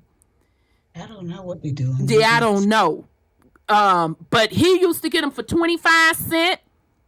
Them same cupcakes, when I was coming up as a youngin', they jumped up for 50 cents.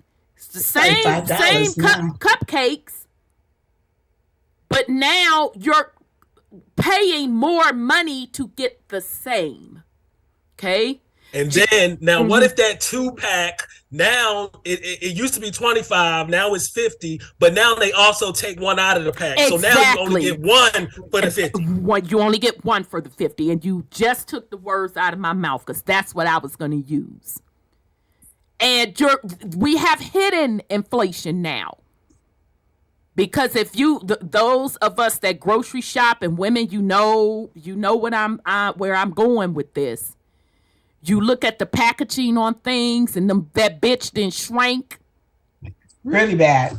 And you like, wait a minute, damn, I just went grocery shopping for XYZ. And especially when you have babies or whatever, and old man, you know, they eat a lot. You like, God damn it, I just went. And I want y'all to reflect on the packages and how that shit has shrank. That's inflation. Now my generation and lower, think about a bag of chips. How that same bag of chips, you be like, damn, they used to fill these up more. Used to fill these up more. Now I'm getting less chips and the price then went up. Exactly. That's inflation. That's the classic definition of inflation. And what causes inflation is borrowing. The more they borrow, the more the less valuable the dollar is. Okay? And the dollar is really only propped up right now by people's beliefs. Because the debt is so astronomical that the U.S. corporation really can't pay it back. So the dollar technically really is in negative territory. It's really a bust. Okay? It's living on our delusions. It literally is. One big ass delusional debt. It literally is. So anytime that they're spending this quote money that they don't have, that causes inflation. Okay, now I still say what I say, that's not your debt, that's not our debt. But the impact of it is inflation. Okay?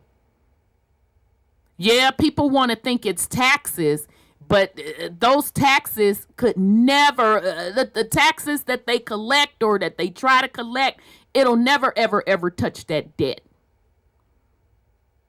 No, you're really paying a hidden tax with inflation. Okay, so yes, that's a classic example of inflation. Nisi Poo said, them 3-bedroom, 2-bathroom houses costing $25K in the 60s, selling today for $350,000 in 2023. That's classic inflation. Same house. Yep. Same location. All of that. And that's not even talking about the loan that you're getting from the bank and like what's the percentage, the APR and all that shit. Right. It's at 8% now. Exactly. So yeah, that's a classic example of inflation, and the housing market. I'm just sitting back. I'm like, so y'all trying to convince me that the average house price in the U.S. I think is around, what's the average price, Nisi Poo, of a house in the U.S.? Is it in the 300,000s now? You trying to tell me that the average American family can afford that? You finna look me in the motherfucking face and tell me that. That's the average. Those are the true cost of the economy, family. That's how that stuff really, really impacts you from a financial perspective. But I'm sorry, go ahead, son, Scotty. And just before I pick up on here, because I had literally looked this up the other day, because I was like, why does the word mortgage sound like mortuary or like something to do with death? It is a mortuary. Shit. Yes. So I was like, I wanted to look up the etymology of mortgage. Yeah, go to the etymology dictionary, etymology.com. And it literally says just right here. Yeah. Literally means death pledge. Yeah, dead pledge. Yeah. Dead pledge. From mort means dead and gage means pledge. So just the fact that you got to go to the bank to get a loan, to buy this property, to live on, the whole paying to live based on a death note, dead pledge. Yep. Anyway. Yeah. Oh, Nisi Poo said, California's 800,000. I don't see how y'all even do it in Cali. And Georgia, y'all need y'all motherfucking ass whooped from the front to the back to the side. Georgia go 400,000 for motherfucking what? Georgia's income ain't booming like that. Shit. You have to fix them up too. Don't forget to fix her up. And you see how this inflation affects the very things that you need to survive. Your house loans, the gas you need in your car to get around, the groceries that you buy to eat. Yep. Like, we're almost $9 a gallon. They're literally killing us. So But that is, and that's just basic economics, fam, what we're going over with inflation. And that's still what the average American does not understand. They still don't get it. Okay. And if old man says there's no inflation, they'll believe it. But rationally, you have to look at what you're getting for what you're putting out. But they don't understand that. Okay. Like you just explained it. They don't understand that. Right.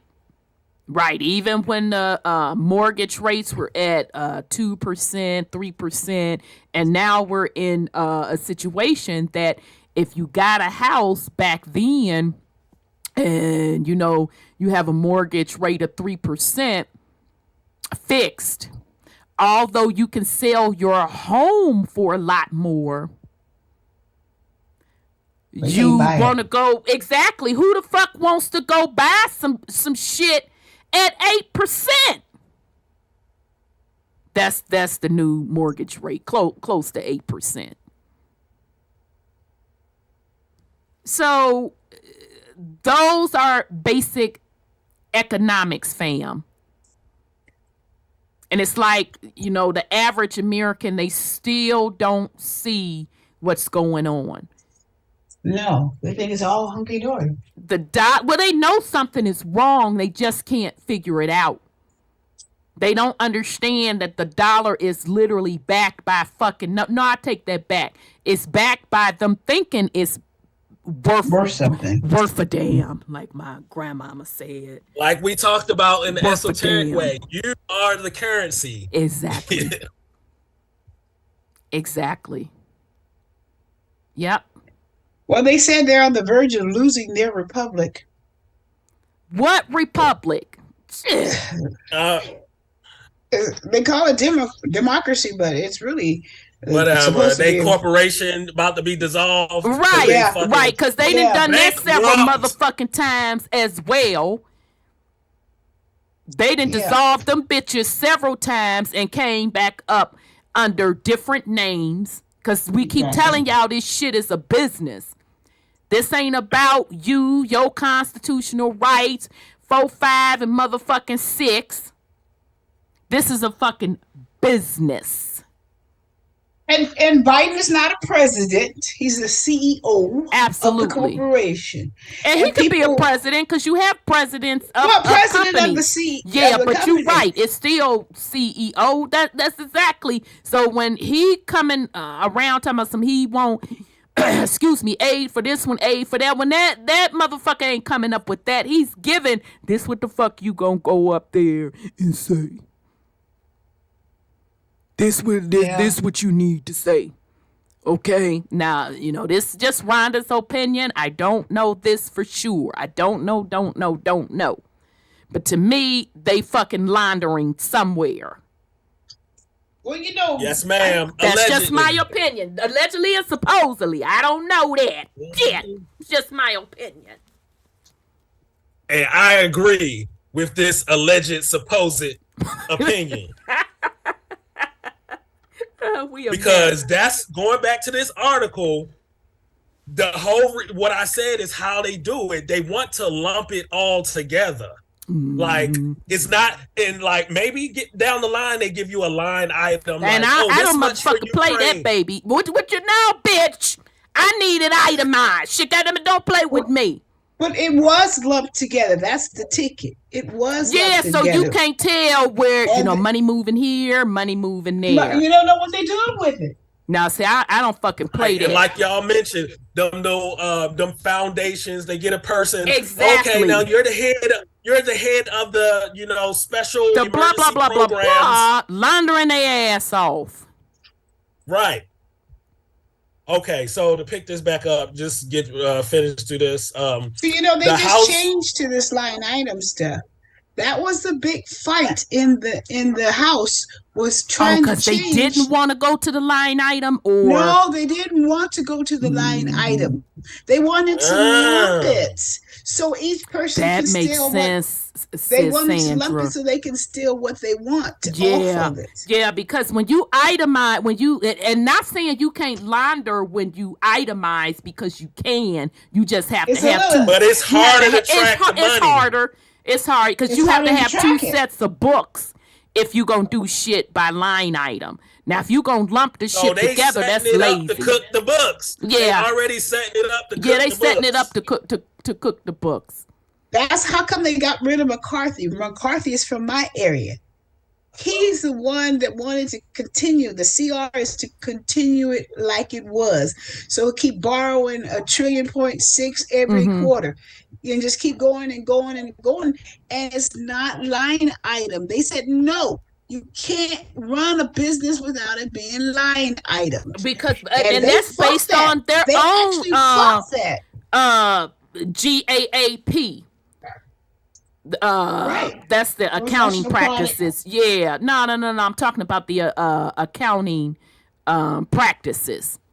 Oh, yeah. Okay, that's just supposed to be line did item out. I mean, even in my professional world, if I'm given a budget, I have to fucking account for where that budget is going. Well, they weren't doing that.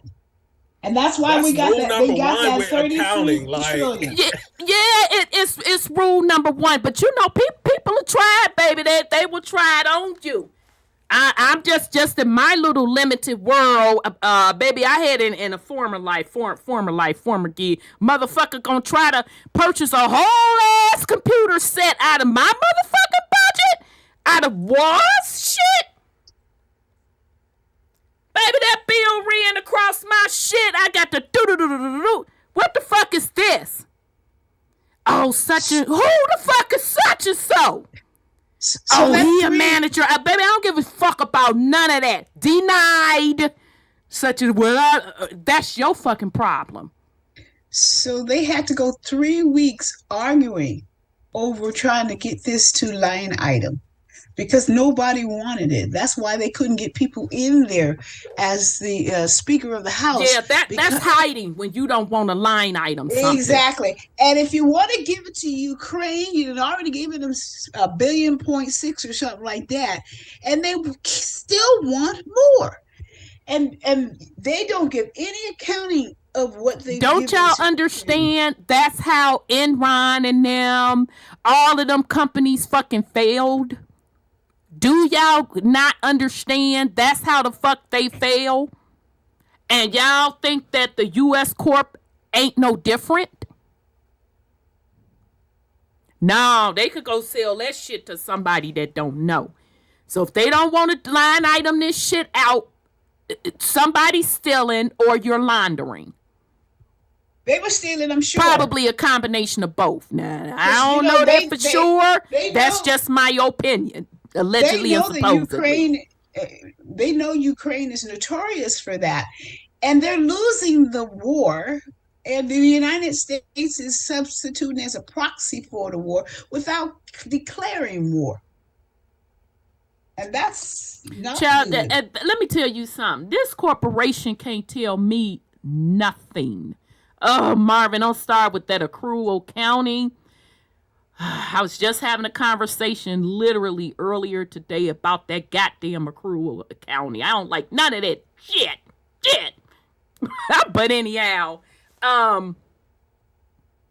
yeah, fam, this it's all a scam. It is a scam. It's a scam. Just like this ain't no different than Enron them, in my opinion. It's no different. You gotta account for this stuff. All right? But the U.S. corporation can't tell me shit after the Iran-Contra scandal. Do you understand me? They can't tell me a goddamn thing. Well, they gave money to them too. And then they but let's back up. How did they fund it? How did they give money to the Contras? This is a Jeopardy moment. Drugs.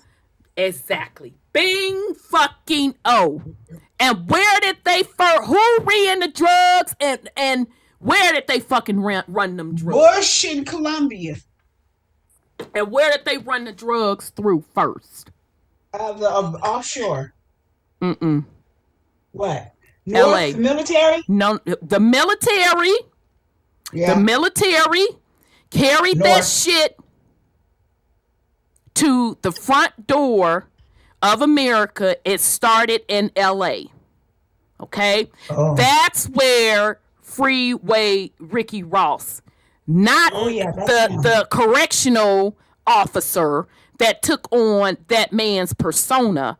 Freeway Ricky Ross had to connect with the Colombian that was really a government informant that was running dope for the Alphabet Boys. This ain't fucking Rhonda making it up. This is documented fucking evidence. That's what the whole Iran-Contra scandal was fucking about.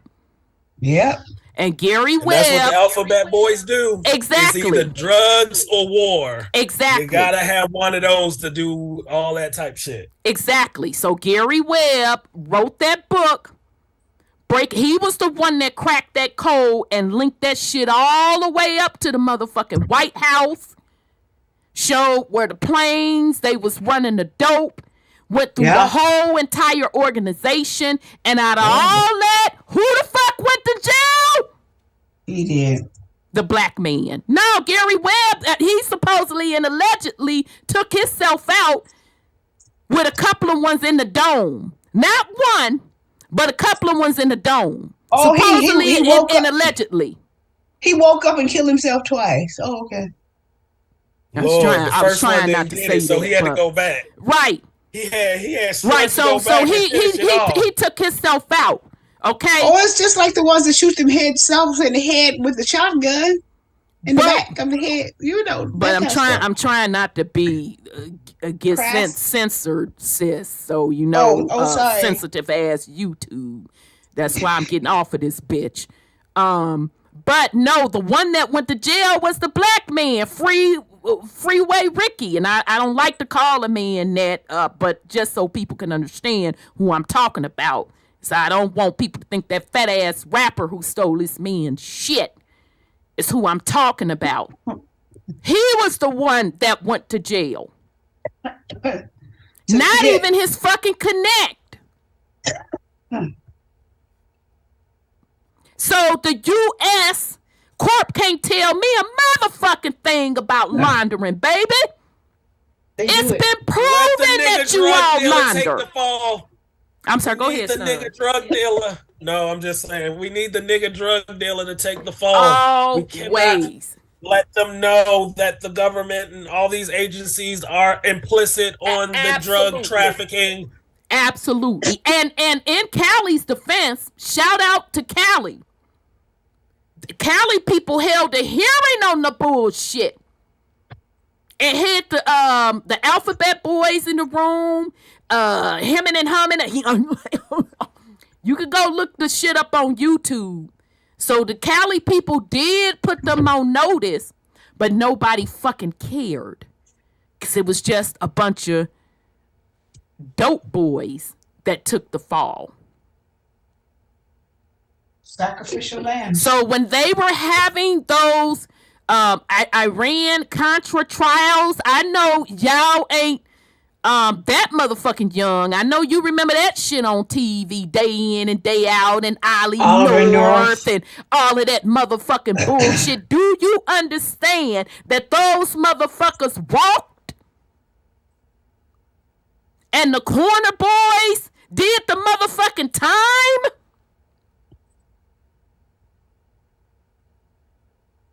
So you ain't finna sit up here and tell me what the U.S. Corp don't do, baby, and how the fuck they get down. That's right. Because it's been proven. Well, brother Adele gave you the receipts. Absolutely. He gave us the receipts. Same with crypto. They put out that fucking story that some mysterious ass Japanese man supposedly and allegedly, and ain't nobody pinned that motherfucker down yet, came up with Bitcoin. But the high players, because you know it started with the alphabet boys and them, was laundering their ass off with Bitcoin. They were getting the money for their re-elections and all kinds of stuff. Leave that re-election shit out of it, baby. We talking big dope game shit. Oh, the dope on that, yeah. With the alphabet boys. Oh, yeah. Running that through Bitcoin back when that shit was 25 cents. Wow. Okay? That's why that shit was started.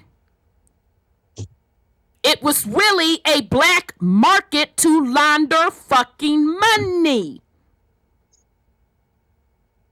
Started with the alphabet boys. Then it went to the cartel. Then it went to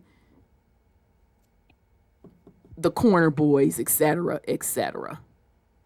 And then somebody said, you know what? This is a great test ground for something else. Wars. Okay? So again, don't fucking tell me what the U.S. court don't do. And the crypto stuff. Yeah, the crypto stuff, they ain't even owned up to that. But we just started piecing it together. We like, wait a minute. No, these motherfuckers was laundering. And I ain't finna put that on the cartel people. I'm gonna start with the alphabet boys. Because the alphabet boy, now this is Rhonda's opinion, allegedly and supposedly. Because the alphabet boys work with the top cartel. You not finna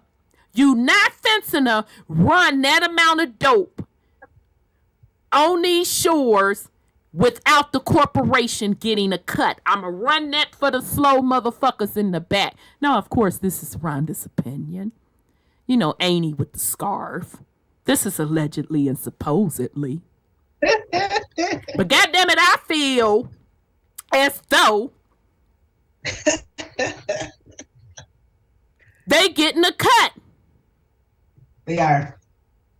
That's what I heard. You gon' pay to run dope through these shores. Yes, sir. I mean, I was just saying, I feel like, we just have a connotation with the cartel when they do drugs and da-da-da-da. But like, I feel like the overall infrastructure that gets the whole thing going, keeps the whole thing going, and the logistics is the alphabet boys. It is. Getting a cut is like they giving y'all a cut to actually is like y'all, they pimping y'all. Like, so ooh, like shit. I don't think they understood what you said, son.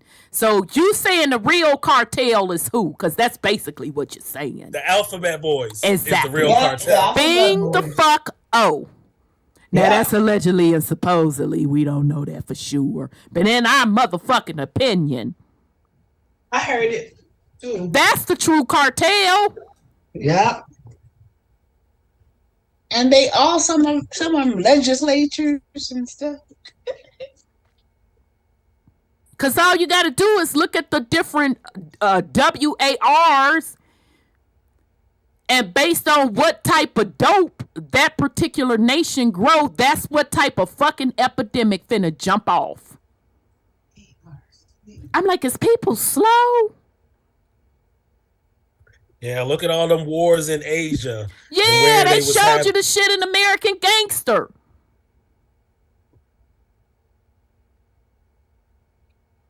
Okay, that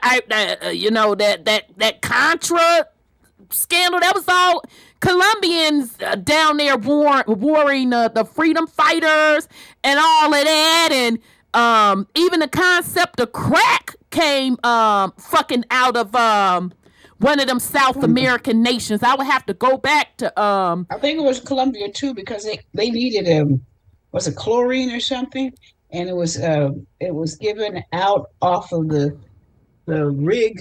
oil rigs of the Texas family down there. I don't know nothing about that. I'm just basing it on what Gary Webb said. Yeah, And pretty much it was a thing in one of those South American nations. Yeah. And they discovered that it got people high quicker. And as a matter of fact, Freeway Ricky Ross, the real one, you know, no disrespect to you, the real Ricky Ross, by putting that freeway on it. He was given the fucking formula for crack by his fucking connect out of South America. Yeah. So the crack cocaine era started from west all the way out to east. Yeah, in the melanated neighborhoods. Right. And then the CIA or the Alphabet Boys, they got a history of this, you know, going back to like Asia and opium. With the opium. Yeah, got all the people strung out and shit. Yeah. All the political groups, it weaved in everything. So this is why even when you know, getting into like you take it today with like, you know, how many rappers are gonna be, you know, die in certain ways, right. You know. Right. So don't tell me what the U.S. Corp won't do. And now, and shout out to Bobby Hemmett. We was talking about him being way ahead of his time earlier in the show. Back in the 90s, Bobby Hemmett said that Caucasian people are going to catch it for what happened to the fucking black community with crack cocaine. He said, quote, y'all put that shit in the black communities. He said, but the spirit world is telling me it's going to circle back around and you all are going to have people strung out on drugs and going to be walking the fucking streets like zombies like our brothers and sisters are doing in the fucking 90s. Bobby fucking Hemmett said it. So now you swing back. And I don't know about y'all, but up here in Ohio, baby, they walking the motherfucking streets like zombies. Do you understand me? San Francisco, I heard too. Oh, everything. The meth. Yeah. Eating them up. The meth. The Tina is tearing the girls up. The heroin. Yeah. The liquid heroin. Yeah, it ain't no motherfucking heroin. Joke. Now, I don't know about the rest of the country, but I'm just telling y'all what I see. It's like the crack cocaine era, just with a different face. Now, that don't mean that melanated people ain't strung out also, because they are. You know, they dipping and dabbing too. Don't forget the fentanyl. Yeah, the fentanyl, but the face of the heroin and you know, the scripts and shit. It's white folks now. It has decimated West Virginia, Ohio. Yeah, Oxycontin, all of it. But shout out to Bobby Hemmett. He fucking said it. Yeah, he did. So when all of this stuff has a karmatic debt. That's what we're telling you. It's all a karmatic debt. That's why we keep telling y'all. Don't think you finna walk around this bitch scot-free.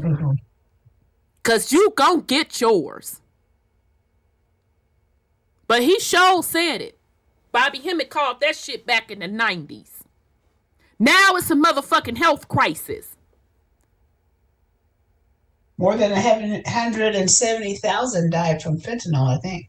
Yeah, no, but it's a health crisis now. Now, that's not me minimizing by any means anyone losing their loved ones to drugs, whether or not they left the realm because of drugs or whether or not they're struggling with addiction. That ain't what this is about, minimizing their pain. I'm talking about karma and things that happen as a collective. Okay? Because I remember, oh, you a crackhead, you a crackhead, you a dope boy, you a crackhead, lock them up, mandatory sentence, this. What you didn't hear was it's a sickness, it's an illness. Let's get funding to get these people healthy. And guess who pushed that? Remember I told you who pushed that? Lock them up. That was Clinton. No, that's Biden that pushed the thing to lock them up. Yeah, but didn't Clinton sign it? No, he was signing the 3 strikes. Okay, ain't that lock them up though? No, lock them up is the differentiation between crack. Oh, and, okay. So crack having a higher sentencing, if I'm not mistaken, right? Yeah, that's the sentencing. And Yep. then the 3 strikes, Clinton signed it when Biden authored it. Right. And look what he got in his house. Child. And giving all the federal money to the states to fill up their jails. Yeah. Well, I didn't know that the states' budgets are 40% from the feds. That's why the states are wimpy and doing everything to the people that the feds say do. Because the 40% of the state's budgets come from it's a whole pimping pyramid scheme. Yeah, it is a whole pimp pyramid scheme. Absolutely. It is. Abso-fucking-lutely. And you can see these things in cycles, fam. That's what we're trying to say. So people cannot sit here and tell me what the U.S. corporation won't do. We keep telling you all this is a business. This has nothing to do with your rights. This has nothing to do with taking care of you and your family. This is about the corporation, which rolls up to an empire, running them their ends for them and theirs. It has nothing to do with you. Only thing you are really the true currency, like Son Scotty says, that give them your energy to keep the bullshit going. Okay? Because, see, this motherfucking math ain't mathing. And yeah, I know I said math. It ain't mathing for me. Because you telling me you finna to shut down on the 17th, but yet you asking for 43 bill, 106 billion. How's that? That ain't mathing for me.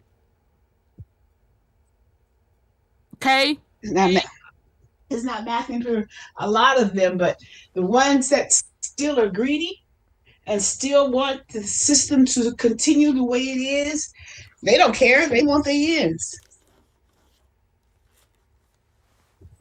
That's why they're fighting. Always. Uh-oh, sis, did you drop off? Oh, okay, that's why they're fighting. Yeah. Yeah, unfortunately, I think the Democrats are the ones who still want it to go the way it was. And it really don't even matter at this point. No, it doesn't. It doesn't matter. I hate I didn't grab that video, y'all. Well, in my defense, I tried to go back and grab it, and I couldn't find it. I watched it, and then it scrolled, and I tried to go back and find it. I couldn't find it. But it was one of the legislators, and I can't even think, I didn't recognize this person. I think it was in Cali, sis Sandra. I want to say San Fran. Don't quote me on this. But these people took this particular legislator. They rolled up at the police station. And shout out to Brother Sean, because he said this a couple of weeks ago, and I was just so disgusted. Child, I didn't even want to comment on it. But child, why they roll up to the police station and the migrants sitting all outside the motherfucking police station, some of them in the police station, and some of the women was out there in front of the motherfucking police station turning tricks. I said, you know what? Let me get my ass up. That's why I lost it, because I had to get up and go make another cup of coffee, baby. Or that may be San Francisco. It could have Because been. now in California, they're allowed to openly uh, advertise their wares. And they can wear G strings and everything on the street. What you say, G? G Huh? string. I'm laughing. That's just say G string. Well, I'm trying. They don't No, have to you wear good, anything sis. nowadays. No, Huh? you good. You good. I'm like, how you gonna be selling hoo-ha right outside the police station? Newsom's passed that bill. I think I told you about it some months ago. He passed it. Because I That went you to can the sell store. hoo-ha outside the police station? Mm, Child. yeah, they can do their thing publicly now, and there's no taxes they have to pay. My whole thing is, if there's something seriously wrong, you got people selling kitty cat right out the motherfucking police station. Mm-hmm. You got homeless people still on the street homeless, but you got illegals coming across the border and they put them up in hotels. And the same hotels that the homeless person can't walk in and sleep fucking for free. And New York, y'all should be fucking outraged as high as y'all shit is. Do y'all know that a lot of y'all hotels are being turned into fucking shelters for migrants? Did you hear Adams' latest? Who is Adams? The mayor of New York. Oh, that's Adams. Okay, what child? What'd he say? He was going to go to a summit to talk about the homeless stuff with other I know he state, lying. and he's been talking really bad about it, really, really bad. They turned the FBI on him. His his campaign donor person that generates the cash for him to run, she got busted. The FBI showed up at her house. That's his warning, to shut up. To shut up. But thank you, sis. Thank you for that. You took the words out of my mouth. Because they pretty much saying, bitch, we don't want to hear that. We told you when you got in motherfucking office, before you took that oath, this how this play gon' run, player. Now, do you want to be bothered with this shit or not? He sat up there and accepted them people's funds. His funk ass think we forget. Bitch, we ain't forget. You sat up there and took them fucking funds. And now you think you want to go run and cry victim. No, we ain't forget. And neither did your boys and them forget. Now they want to put them in tents for the winter. They giving them 30 to 60 days to get out, get a job or whatever, or they're going to give them free tickets to go any place in the world they want to go, but they got to get out. So you going to put the problem on somebody else, basically. Yeah. Anywhere in the world. Not anywhere in the country, anywhere in the world. Right, but the other part of the world, did they say they could come? No. Exactly. So when they get there, they were not going to be welcome there either. But okay, so they're just trying to, find a place for their replacement population. Right. But it's not going as well as they thought. And even the people that came over here, they're really, really pissed because they thought they was finna come over here, be able to get a gig, this, that, and the third, get them a little place and send money back to the crib, 4, 5, and 6.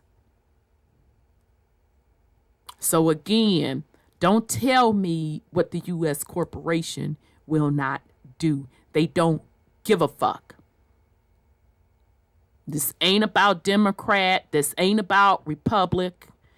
Republican. It ain't about a republic. It ain't about an organic constitution. It ain't about black. It ain't about white. It ain't about any of that. They don't give a fuck. I don't know how many times we have to tell you all. This is a business. This business rolls up to an empire. So the U.S. Corp rolls up to an empire. It reports to an empire. All right, I'm sorry, son Scotty. You can go ahead. If you want to continue the article. I'm sorry, but go ahead, baby. Yes. Let's see. The House's bill would have also cut funding for the IRS, taking aim at one of Republicans' favorite targets. But the Congressional Budget Office undercut GOP lawmakers' argument that the cuts would pay for the aid to Israel, finding that they would, in fact, increase the deficit by eliminating revenue from ramped-up enforcement against tax cheats. The irony, as I pointed out, Mr. Leader, is that in the pay for you have used, CBO scores that as a 12.5 billion increase in debt, not a decrease. Democratic Majority Leader Steny Hoyer said on the House floor ahead of the voter. Hoyer said the national debt is important, but Republican solution in this case does not accomplish that objective of slashing the deficit. Republican Rep. Jerry Nadler of New York said he will proudly vote for a genuine bill to aid Israel, but said he could not support Thursday's measure. I look forward to voting for that bill. Yeah. You know, people making it known, like, you know, lump that shit together and give us a bigger number. Like, and don't be worrying about where it's going. Like, just give us the give it to us. That's exactly what they're doing. That's what they want. But they had to break that down because 33 trillion was too much of debt for this corporation. And now they're fighting. And Biden is threatening. They like, don't worry about the debt. What you talking about? Don't worry about the debt. Just give us. You know we can do this. We done it before. What are y'all over here talking about? Because that's the whole thing. They're supposed to be conservative about the spending and national debt. Da, da, da. So I look forward to voting for that bill, Nadler said from the House floor. But the bill we are voting for on today is just a partisan game. It is an insult to Jewish Americans, and it is an insult to our ally, Israel. And you know how people just really get, they throw out these buzzwords, insult, and we take offense to these numbers and stuff. And we just see how they can really throw their weight into asking for this welfare and demanding this welfare. And meanwhile, people on this land, indigenous people on this land, even the mention of something, even though it may not be rightly worded, and all this type of stuff, it don't even get no play. Unless you're talking about some African slavery or something, it don't even get no play. And then the numbers they talking, and it just don't. Anyway, ahead of the floor vote, House Democratic leaders urged members to vote against the bill, saying it breaks from long-standing bipartisan precedent by including spending cuts in an emergency aid package. So they view that number as a spending cut. The little 14.6 is bipartisan. No, it's partisan, and it's why y'all putting cuts in the budget. Y'all know Israel is our ally. So don't be playing games, because you see what we dealing with out here. Right. We got some more things to deal with. And it's just crazy that this can happen. It's just like y'all asking for money to commit genocide and apartheid and do more land stealing. It's just crazy. Senate Democrats have also been railing against House Republicans' proposal. Senate Majority Leader Chuck Schumer said the upper chamber would not consider the House's bill. The Senate will not be considering this deeply flawed proposal from the House GOP, and instead we will work together on our own bipartisan emergency aid package that includes aid to Israel, Ukraine, competition with the Chinese government, and humanitarian aid for Gaza. In other words, they want the Schumer money. said on the Senate floor earlier in the day. They want the untraceable stuff so they can get their ends out of those bills. And I'm just like, okay. This is a great sentence here. Okay, not only did he throw in competition with the Chinese government, but then the last one is humanitarian aid for Gaza. So what is the first part that includes aid to Israel? See, that's why you my son. Because I'm like, bitch, you double dipping. They do both of them. You think I'm slow around this bitch? They do both sides of the They war. double dipping, and it's clear that this is for war, and this is going to be our little thing to make y'all think we actually helping these people.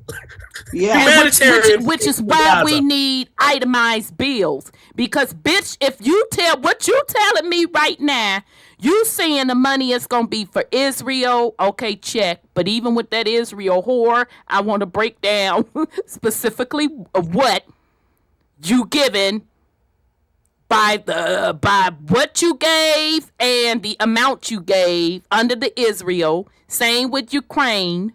Right. Bitch, this aid for what's her face them? Gaza them? Goddamn it, that's going under the Israel column. Don't fucking play with me. So right there, he's right. That's a double dip. Exactly. Fuck out of here.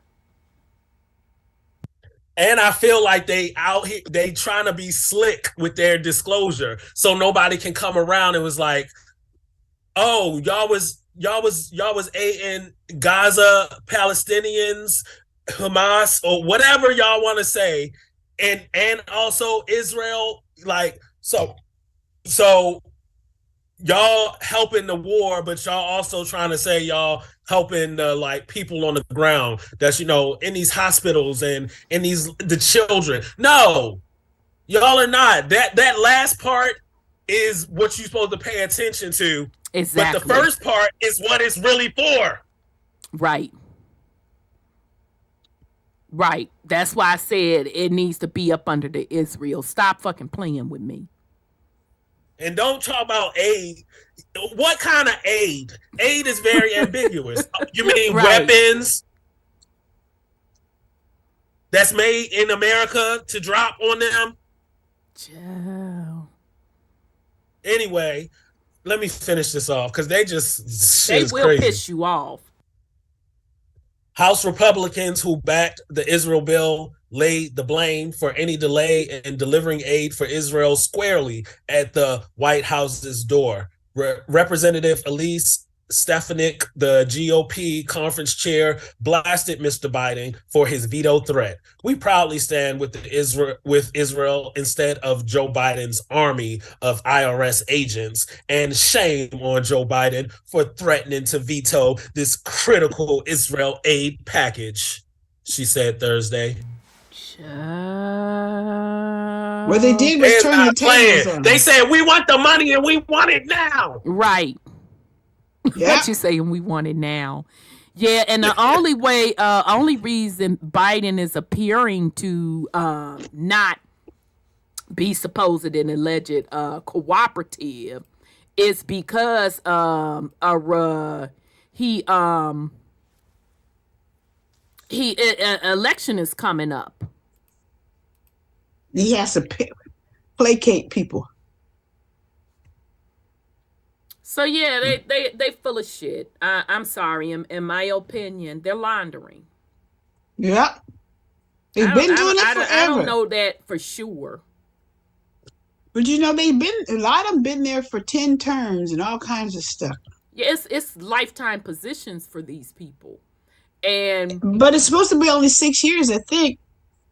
yeah, but you know how they do. They move around, because can't you go from like lower level They don't. to, yeah, so it becomes a career. You know, in it's Connecticut. I think it's Connecticut. Connecticut, a judge ruled that they have to do a mayor's race over again Mm-hmm. because somebody stuffed ballots in the box. So they're going to cancel out that race. It's two Democrats running, right? They're going to cancel out that race and redo the election. The court ruled that. Yeah, see that this But see, they stuck the ballots when they're the incumbent. That's what they're saying, to cheat out the one that wants to come in to take the place. So they keep getting those seats over and over and over and over for years. but here's my thing though, fam. Let's go back on the esoteric side just for a minute, because matter of fact, we're going to get into the esoteric stuff. Don't y'all see how this shit is fucking crazy, It is. and how the consciousness of the planet Slow. has bought into this bullshit?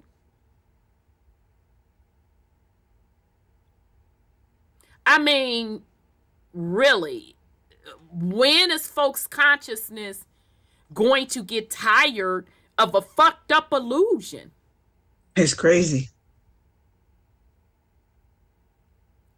In my opinion, the biggest spell in this particular simulation matrix is religion and money. But all of this jumping through hoops and, baby, you gotta believe this, you gotta do this, you gotta do that, it's like, can't you take a step back just at a spiritual level and see how fucked up this is? It's pretty bad. How out of control it really is? That's the deep part. Now, I do have to say that the quote conspiracy theorist stuff, that's what got me more into spirituality, because when I started researching the quote conspiracy stuff that they said was a lie, and found out that shit was the truth, that's when, you know, my soul tapped me on the shoulder, the ego self on the shoulder, and said, bitch, you need to step out and look at this shit for the way it is. Mm-hmm. This is ludicrous to be sitting here thinking that this shit is real. And to be honest, in their little raggedy defense, they keep showing you that the shit ain't real. Because they get more and more ridiculous every cycle, and it's the same repeat cycle. They get ridiculous with the shit. From the music we just talked about, they got babies that are slow out here twerking, they dirty draws and they slow ass. It just gets worse and worse and worse. They're telling you that this shit is an illusion. Sleight of hand. But because folks' ego needs it to be real, oh, that's fucked up. That's fucked up. And not really seeing it for what it is. That the matrix itself is literally disintegrating. Mm-hmm. This fucking simulation cannot even produce anything new.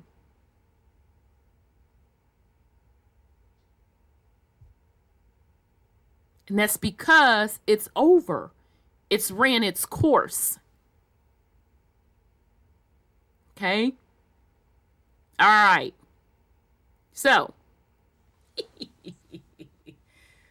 we're going to get on the spiritual side. Because at the end of the day, yes, we do talk about this stuff. I try to talk about it because I know that at the end of the day, we're still, quote, quote, living in this simulation. But I try to talk about it from the standpoint of looking at the shit for what it truly, truly is. And not from a victimhood perspective. But at the end of the day, this shit, it's all a fucking illusion. Okay? What you say, Sis Known, your folks just love it all and down and get a BBL. Yeah, baby, so go on and get your BBL, CDLs, whatever else you want to motherfucking get. Do you? Make no mistake about it, Annie ain't got no issue with it. Do you? But see, when you come fucking with moi to participate in the fuckery, I ain't got it to give. That's crazy. I'm not finna sit up here and justify with the fuck shit. I don't give a fuck who it is. That's my family members. Shit, that's even myself. I ain't beyond reproach to get called out on some fucked up shit also. So if that's the type of lifestyle you want to live, baby, do you. But what I'm not finna do, and what Annie ain't finna do with you, is sit up here and fucking pretend. That's the path you want to lead. Go on and lead that. But understand, because see, this how it used to be back in the day. Okay? We called getting off the fucking front porch. You want to go run with the big dogs? You want to get off the front porch? And that saying came around for you younger generation, because back when we was coming up, your ass better be on that motherfucking front porch when them street lights come on. Okay? Because most of the times you had to bring your ass in the house. But in the summertime, since it was summer, there wasn't central air back then. You could sit your ass on the front porch. But you let mama open that window and them motherfucking street lights on, and your ass ain't on that front porch, baby, she coming out there in house shoes and all and find you and beat your ass right upon in that street.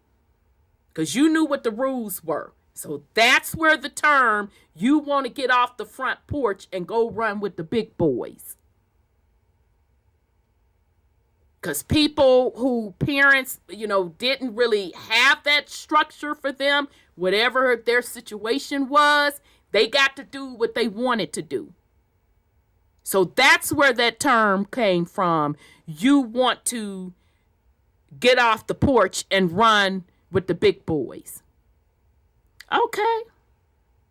Motherfucking understand and be crystal clear. When your ass step off this front porch running with the big boys, you got big boys, big girl consequences. That's all I'm fucking saying. I'm just using old school principles.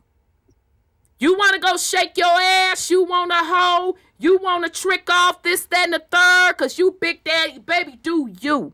I don't have a problem with that. Go on, run with the big boys. But don't look back at TT when you caught the fuck up and you want to whine. Nah, motherfucker, you gon' walk that. You gon' eat that. That's what the fuck you finna do. And I'm not telling you nothing that wasn't fucking told to me. It's okay. You want to go that path, that's fine. But you gon' own that shit to the end. And the way my mama and them set up, military police, my nickname for her, I promise you, baby, she was gonna make me any one of her children. We was gonna walk that shit to the end. You understand me? That's all I'm saying. It is our job as parents and, aunties, unks, to tell that shit like it is. Not sitting your dusty, crusty ass up there painting a picture of them fucking streets that it ain't. Give the babies the information. It is their choice to do what they want to do. But let's not fucking pretend and play with each other in this matrix. Because that's what I'm seeing now. A lot of people want to play it. And you ain't, baby, I ain't cheesing and grinning on the motherfucking thing. It is what it is. Now, depending on your energy, I could give it to you nice, gentle, soft-like. Or you can get, first of all, go fuck yourself. Second of all, who the fuck you think you playing with? You trying to unthink me. And bitch, you can't even wake up in another motherfucking dimension to overthink me. You may think you getting off on me, but I'm letting your ass get it off. Cause when I tune the fuck in, got it. That's your ass, baby. That is our job as the older generation. Give it to these babies correct. Now, what they do with it, that's a separate story. Okay? I don't have a problem. You want to shake your ass, shake your funk ass. That's your business.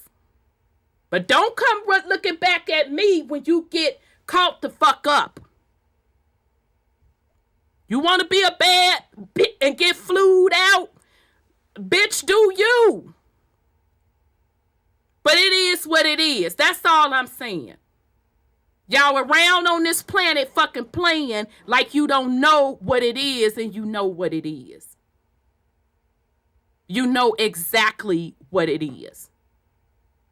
And if we want to keep it all the way funky up in this bitch, everybody fucking knows what it is. You just want to lie to yourself and pretend to yourself that you don't fucking know what it is. And that's your right. You like lying to yourself, baby, dude. You like it? I fucking love it. That's your experience. You do you. But what you not finna do is for people that's done with that shit. They don't want no parts of that shit. You're not finna lump us into your bullshit. Now you gonna walk that shit and you gonna own it like the boss that you think you are, bitch ass, puss ass, ragla ass bitch. That's what you're gonna do. And I had to do, that in honor of Brother Panic. Fuck out of here. Don't even play. All right. So back to the spirituality shit. Okay. So what I wanted to go over real quick. Shout out to Brother Sean. First of all, I don't get to, and I know I'm so behind on people been sending me stuff, y'all. My schedule's just been crazy busy. Couple things that he sent me I wanted to go over. First of all, Nisi Poo, I tried to watch the 13 Ghosts now. Child, I'm gonna have to rewatch that shit again. It was boring. I didn't like it, but I gotta try to rewatch it again because that time machine device that they had, that motherfucker was cold. The symbolism in it, when they first showed it, I'm like, wait the fuck a minute. That's Black Sun symbols. That's like that Mayan clock / calendar shit. I'm sitting there like, whoa. So I'm trying to figure out, is that cuneiform on that bitch? Is it Sanskrit? So I'm gonna have to go back and watch 13 Ghosts now. Cause a lot of symbolism, but the plot and the acting sucked. So I wasn't interested. So I am gonna go back and watch it. Now, Brother Sean sent me a couple things. One of them I'm going to share a clip with. The other one we talked about before. And shout out to the YouTube channel Mind Unveiled. He did a follow-up on Cabbage Patch cloning. Yeah, I saw that one. Baby, let me tell you something. So I pulls it up. And he starts talking about this movie that they made. Mm-hmm. I stopped it. I said, Sean, I just stopped the video because now I'm finna go watch the movie. He was like, yeah, me too. So literally, I'm like, I hope this movie catches my attention. And it literally kept my attention. Baby, let me tell you something. The movie goes, so first of all, shout out to Mind Unveiled. This came off his YouTube channel, but the movie is called Patch Town. Patch Town. Y'all, they put the entire orphan baby story right in our fucking face. I said, I'm done. Yep. Said, I'm done. So go watch that movie. Now, be patient with it because they do. I was kind of chuckling to myself. They do break out in some little scenes with a little song. So it's like musical. Yeah, musical-ish. And you know me and son Scotty, my ex used to be pissed. I'd be like, oh yeah, I want to go see da-da-da-da-da-da. And I was wrong for the shit because in some cases I knew they was going to break out with da-da-da-da song. Fist. Oh, that's that bullshit. Fuck this. I'm going to sleep. Yeah, that's like when the Medea plays first came out and they were like more of the church ones and they be singing like, nah, what the hell is this singing in the middle? Like, right. You know me, and they ain't trying to sit through no music, be like, da da da da. What the fuck, babe? What the fuck is this? So be patient with it, y'all. They don't do that a lot in there, okay? It's tastefully done, so it's not like every scene you're like da da da jazz. It's it's not like that because I tried to get you all to watch Hamilton and people was complaining it's a musical. I'm like, yeah, y'all, but y'all gotta look at it. It was really good, and they telling you that them people was Black Europeans, and people couldn't get, especially me, and they couldn't get past that it was a musical. It's not like that. It's like a sprinkle, a song and dance. Something dramatic happens, and they gotta break out in a song. But they laid the entire orphan story stuff out, and even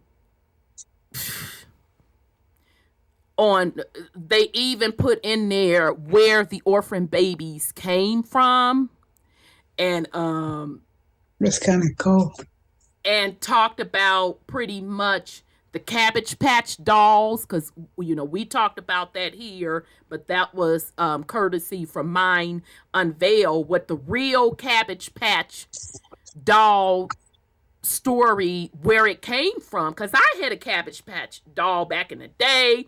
My baby sis, she had two. So they even talk about that in the particular movie. So go watch it. They put all that shit in your face, and they showing you, y'all. Okay, I'm not trying to do spoiler alert, but they had one scene in there where it was a couple of scenes in there where they are erasing people's memory in the machine. Yeah, and this the part that's gonna get y'all if y'all watch the movie. The machine that they used to erase people's memory, it was exactly like they showed in They Cloned Tyrone. I said, child. Oh yes, because so they had them in like incubator type things, and they would decant them. Yep. But they was even showing where they was still like, so let's say you violated one of the rules. They showed where they would take you to a re-education camp. And they showed how, just like in They Clone Tyrone, they put that motherfucking thing over your head and put that screen down. And it's just like this constant video loops playing. And I'm like, okay, so they're even admitting right there that broadcasting is how they're, giving to your subconscious what they want your subconscious to interpret reality to be. Okay, so I'm sorry, go ahead. Clockwork Orange. Yeah, I had a hard time getting through that. I'm like, yeah, you got to go back and look at it because it gets more into like, the violent teen and how we can reprogram them and everything, but it does touch on how they reprogram them through broadcasting and music and tones and how they can like tune your body to be averse. I think they really have things. those machines. Yeah, you think? Not because science. Yeah, that came out of there. Yeah. Yeah, Clinton was talking about that's what they should do to people. Put them in shit. Yeah, wasn't it re-education? Or was it? Did she say re-education or deprogramming? Yeah, and they literally said right out of this movie, a re-education camp. Yeah, Clinton just talked. That's why they say certain rappers when they go to jail they come out clones. Some of them I feel like they just went through the re-education. It's still them. They just been reprogrammed. Yeah. Wow. Yeah. So yeah, they have them. Yeah, absolutely. Well, they literally show because this particular it's called Patch Town, y'all. It's a Canadian film. And they literally showed the exact device that they just showed us in They Clone Tyrone in this Patch Town. And I'm sitting there like blink, blink, blink, blink. Blink, blink, blink, blink, blink, blink, blink. Okay? So go check that out. Shout out to Mind Unveiled. Thanks, Brother Sean, for sending that.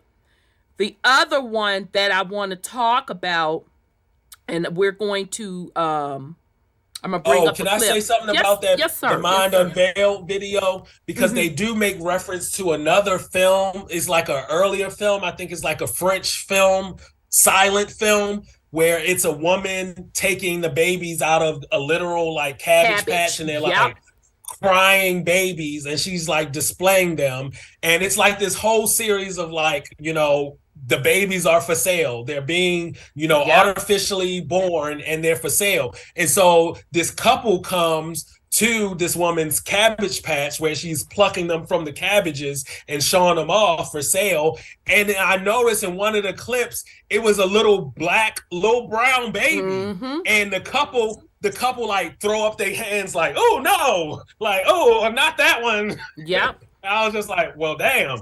Well, they don't even want the little melanated Cabbage Patch baby. Right, but that proved that, there were melanated children on that orphan trains. Oh, this is what I wanted to say too about this, because it's always like just one. And this goes back to for them to even do this science, they need the original source to do these like recreations. Mm-hmm. They always need the black source, the black sun. Because this technology is the black sun, they always need a black sun, for their sacrifices, for their magic, for their science. Like it's always going to go back to they need that type of source. And so I just found that was like real interesting that like, cause like through all of the, like you don't see it rarely. And when you do see it, it's always just one little brown Cabbage Patch baby. Yeah. Yeah. Because when Mind Unveiled was showing the different postcard pictures, they was really advertisement, to be honest, y'all, for babies. It's true. It was some black babies on there. And the word in French for sale, aventure or something like that, is like means for sale in French.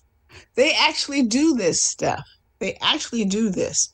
This is the funding they want to send over to Ukraine. Yes. They actually do this stuff. You're saying so some of the funding, I'm sorry, y'all, I'm looking for that video if y'all see me mean mugging. If we use these Nazi science programs as like a little blueprint, they always want to do low bioengineering, bio warfare, all kinds of cloning. They do this to children over there. The senators have been talking about it. That's why they don't want to fund them. They don't want to give them one penny. That's why they keep saying, we're going to separate your budget out. So now this is the fucked up part about this now. I want y'all to think. We finna go real conspiracy theory on you. So that would mean if this Cabbage Patch stuff is true, if they clone Tyrone is true, that means those aren't organic souls. Exactly. Correct? Mm-hmm. Mm-hmm. So to me, that's like some Westworld shit.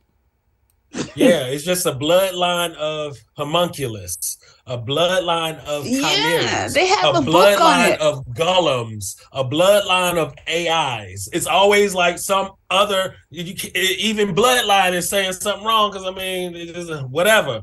They low lineage don't be having a soul and is not an original thing, but like it's able to be replicated. Repeated. So we think that, it's a original created being, but it's not. And people walking around not knowing, this would be the craziest things. These people with these bloodlines or whatever, these lineages, be trying to tell other people where they from and where they not from. It's like, do you know where your line comes from? Exactly. Where it was created? What lab it came out of, what tube, so. T. Christopher has a comment there that's really interesting. Go ahead and read it out, sis. I'm trying to find this video because I'm pissed because I know I didn't took the time to edit it, but go ahead, sis. Did y'all know there was an orphan train that went from Germany, Poland, Czechoslovakia, and other countries, dropped a ton of kids into Israel? Yeah, yes, because that's what worldwide. It was a worldwide program. A program and a pogrom.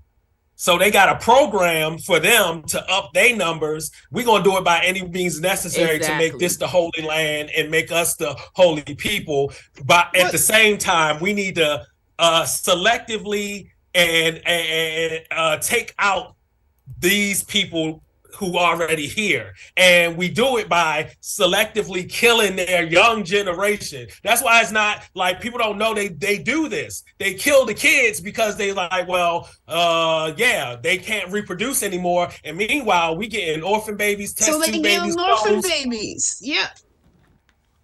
Right. To take the place. So they keep holding that land. Right. And let's even back it up even deeper. Okay, this is conspiracy theorist in me. It's for a reset. Beyond courage. It's for a reset, fam. Yeah. It's for a reset. Wow, look at it. The youth Aliyah dropped over 15,000 children in Palestine. Yeah, and that's just there.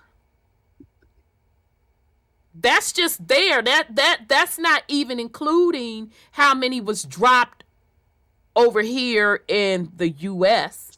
So that's why they don't mind cutting heads off and killing them like they retarded, because they're non soul people or something. I I don't know that as much as it's about that than following the cyclical scripts and resets. Yeah. Oh, That this hey, power. peace and love, brother Hey, Sean. How peace and are love. you? Damn, y'all, I'm trying to Great. find this video. Good to hear your voice. What you got on it? Yeah, y'all talk while I try to find this video. I'm fired up because I put this work in this video. But go ahead on, brother Sean. Well, Yo, what bruh, up, brother Sean? you got it, bro. Did y'all hear about the 400 bulletproof vests that came up stolen in New York out to Ukraine embassy? No. They Also, mercenary gig got stolen. So they go. also, 400 rifles were stolen from UPS by two guys in a U-Haul truck. And you New So York too? Blink, blink, blink, blink, blink, blink, blink, blink, blink. Another false flag, huh? 620 pounds of explosives came up missing from a construction site in New York. So, wow, everybody is paying attention to what's happening over there. They doing us. Yeah. And I saw it on Brother Kalai's channel, but he got it from local news stations Oh, that were wow. Because he's in Philly, about isn't he? that. Yeah. Yeah. Mm-hmm. But you don't hear nothing about this nationally. You hearing about Trump and a fraud case over his property value and All that all stuff. all this Yep. other bullshit. Yeah, but And the FBI guy came on and had a warning. He just warned about the terror attacks because of the open borders. Now they worried about it. yeah, but who the real terrorists here? They are. Ain't nobody got over here to do nothing that they didn't invite and set up and shop. I agree. That's true. They set up and had all those military age men coming across that border. Yeah. So they had to give them their weapons and stuff somehow. Chinese and Good analogy, African, brother all Sean. kinds. I Good sent you that link. I mean, that thing for the border crisis, Rhonda, sis. So you know, and then they keep saying it's open, it's open, it's open, and then because they get 40% of their funding from the federal government, it makes it against the law for them to do anything about it. If you want to survive, you'll do it. It ain't no funding. Where they get funded from if No, they the states bankrupt? get 40% And of their if budget. they're 33 trillion in debt, what budgets do the states have? Nothing. Aren't they part of the same corporation? Yes, they are. Now they are. Yeah, because they roll up to them. Yeah. It ain't got nothing to do with that. It's a reset, period. The old game is over. It's a matter of getting you to sign on to the new game. And that's what everybody been doing. If you're picking a side in their system, you fucked. You playing their game. You chose a side within their system. You ain't choose you. Right. You chose the system. The system that you said you tired of. You tired of this. You tired of that. You tired of the white man. All this stuff that you tired of exists within that corporate system. You figure the only way that you can do commerce is through their system. Yep. And if Our people set up the original system, as everyone is saying, and as Mm. as history has shown, why can't we create something new? We're gonna have to. The thing is, everybody want the rewards. Everybody just want to be on top. Right. Is karma attached to that? Why do you Absolutely. think our ancestors lost every goddamn thing? 60,000 pounds. Because Ooh wee. they was on some fuckery. Right. Once we got to the point where commerce was prevalent and motherfuckers decided that they owned shit, we was fucked. It was a time when our people knew that we didn't own shit. Right. We was caretakers Yep. We were caretakers. Yep. and everything was provided for us. But damn motherfuckers got greedy. Just like now, you got niggas cutting side deals all day, every motherfucking day. All day. All day. So this whole group unity thing, y'all wait now. It ain't Child. motherfucking gonna happen. Only way something gonna happen is you quit playing they motherfucking game. Quit giving them your energy. Other than that, you know. Oh, but on that patch town, the Oh first yeah, yeah, yeah. cabbage child was melanated. And that was Sean the the fuck first one was, that they brother Sean. decided to I adopt. almost started to text you. I said, Rhonda, he may not even be watching it while you watching it. I said, get the fuck out of here. Sure was. Mm. And if you think back to Invasion of the Body Snatchers, Ooh, that movie them made me Mm. scratch. but them pods look like big ass cabbages. Oh shit. I mean, they've been putting it in our face. Oh yeah, because that also made me think of, when we were going with over Brother Odell and the whole reincarnation, and we was like, why is this cow always in here and stuff? Because Yeah. like cow, the cow's stomach and also was also used as an artificial womb. Mm-hmm. And somehow I Wow. feel like that's why they make us like think we got to drink milk and stuff because they bloodlines. You literally was in the womb of a cow, so you might as well drink some cow milk because that's your mama. They That sure whole thing did with in that movie. That the first Cabbage Patch baby was a melanated baby. mm-hmm. You know, remember years ago I had told you that there's some places in the Bible of the type of people that's on this planet with us. And I said it was Isaiah 33, how they are cloaked. I found all of that paperwork. It's Isaiah the 3, 16 through 24. And you have to change the wording from what they have in the Bible. And somebody in government said that we're in Isaiah, by the way.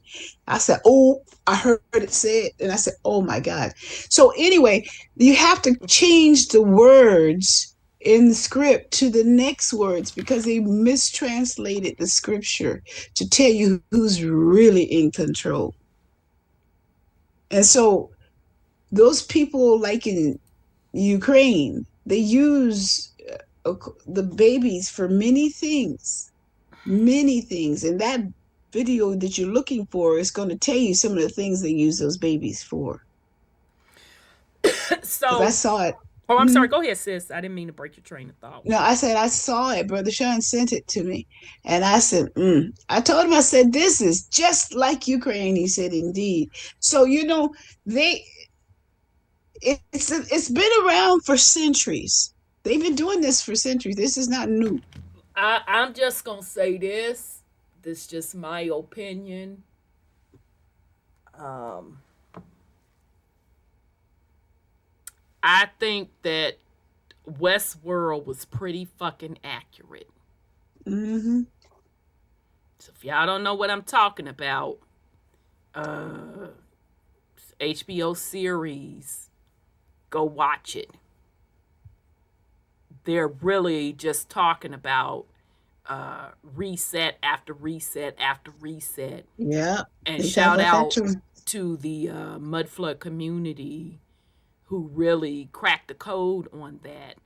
And now people that's on the metaphysics / spiritual side, it's lining up because we're like, oh shit, yeah, that makes sense. These resets line up to what we're calling ages and cycles. We're like, okay, we get it. Mm-hmm. We get it. And all this is about is just going through these particular agreed upon cycles. Because let's be clear, and this is what I know this part gets difficult, okay? But you will get there. You'll get there when you get there. And hopefully you'll remember these conversations. And if you don't remember them, hopefully you'll run across information to verify and validate what we are saying. This realm, the way this simulation is set up, these resets, these major resets and cycles are built into it. Okay? So the people that took on the role as gatekeepers, okay, and I'm not talking about the low-level gatekeepers that, supposedly and allegedly make the decision about rap and all. Okay, we get that. The boule. Yeah, that's low-level gatekeeper. Want you to go higher. People that took on the role as major spiritual gatekeepers, they understand these cyclical cycles and what they really mean. Okay? That's what the Mayan clock was really showing us. It was showing us the cyclical cycles and the resets of the realm, and how when we go through all of these cycles, this clock ends. This clock stops. We're no longer going to track it, or they're calling it a calendar. This calendar stops. We're no longer going to track it. That's because the simulation itself, it's up, it's over. Okay? I know this is going to be hard to understand, but really, that's what this shit is all about. Okay? All right. So, the video that I want to go over just a little bit, I took a snippet. I didn't even get through the whole thing. I'll watch the rest next week. I think they did an excellent job. This is called The Doctor Who Cracked the Secrets of Existence. This is from a YouTube channel called Video Advice. So Brother Sean sent me this. So I'm chopping up the video. I'll watch the rest of it because they came out hard hitting on this, fam. So hold on. I'm going to bring this up in a sec. So hold on, fam. Here we go. Where am I at? Okay, y'all, I'm finna share. So I'm not gonna bring it up on what you call it. Share on Zoom, because it be, for some reason, it be messing stuff up. Okay, so here we go, fam. So again, this is The Doctor Who Cracked the Secrets of Existence. YouTube channel, Video Advice. All right, so here we go. Am I showing? Yeah, I'm displaying.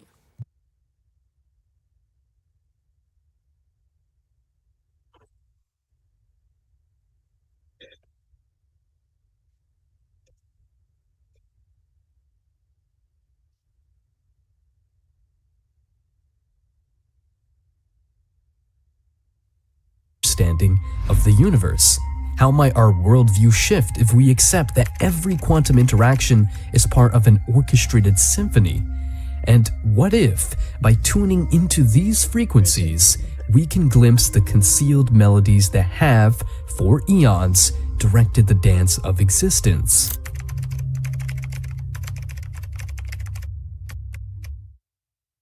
It's an established fact that DNA, the very blueprint of life, is influenced by various factors, from radiation to chemicals. However, a growing body of underground research suggests that there's an unseen influencer, an auditory element, sound waves. Delving deep into molecular biology, one uncovers that our DNA isn't just a passive string of information. It's dynamic, responding to its environment in ways that are still being explored. It has long been believed in esoteric circles that certain segments of our DNA, often termed junk by mainstream science, are not useless at all. Instead, these segments may hold dormant potentials awaiting the right trigger for activation. Enter the clandestine studies on specific frequencies, such as the 528 Hz, long heralded in ancient traditions as the frequency of life. When directed at living organisms, it's been observed to promote repair at the cellular level. Some hidden research documents, sourced from undisclosed labs, suggest that this frequency might play a role in the awakening of certain dormant genetic strands. Yet, 528 Hz is just a start. There's 612 Hz, a frequency less discussed and arguably more suppressed. Initial tests have indicated that it might interface directly with the human genome, subtly altering genetic expressions. And then there's the 741 Hz, which, in some hushed corners of the scientific community, is known as the intuitive enhancer. Experiments have shown that prolonged exposure can stimulate areas of the brain related to intuition and foresight. What's even more intriguing is the concept of harmonics. It's not just these primary frequencies that influence DNA, but also their harmonics, the frequencies that ripple out as secondary and tertiary effects. It's akin to dropping a pebble into a pond. The initial splash is the primary frequency, but the ripples, reaching far and wide, are just as important. But the burning question is, why is such information suppressed or tucked away in the annals of covert research? Is there a fear of what might happen should humanity access and harness its full genetic potential? Some suggest that the unlocking of these DNA segments could lead to abilities or perceptions long thought to be the stuff of legend, heightened consciousness, telepathy, or even innate healing capabilities.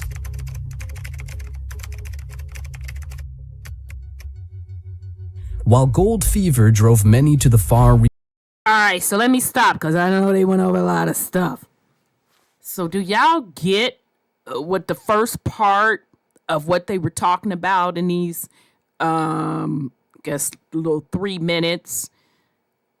They're literally telling you the impact of frequency tones on your DNA at the DNA level. So when we talk about your frequency being important, raising your vibration, they're pretty much proving what we've been saying. Okay? And this is known knowledge. They know what frequency can alter DNA. Okay? So let's be clear. You don't need nobody else to hit you with a frequency to reconstruct your DNA. You can do it yourself, okay? So when we say create the world you want to live in through your consciousness, because your consciousness emits a frequency that is literally and figuratively what we mean, okay? So that was very, very important information. They know this because they are factoring it into the genome project, which is really just a fancy way of saying they are studying you. Right, Nisi Poo. What if the junk DNA didn't used to be junk and some motherfuckers altered it by spraying shit in the sky? Now I'm going, okay, let's go there. Let's go there. Let's get a little deep. What if, right, this gonna be my tinfoil hat moment. I'm finna go deep on y'all. Mm-hmm. What if during cyclical resets that altering of DNA happens? Okay. What if, can I add? Yes, ma'am. Yes, ma'am. You surely can. What if that ringing in the ear that they are talking about is something they've already done? Bingo. Yes, because the reset is done through the frequency. Through the frequency. See, that's why I fucks with y'all. That's when we be on our grad school shit. That's why I be up here talking shit when we don't be on our grad school shit, because I know we graduate students, goddamn, and you can't come up in here with some high school shit.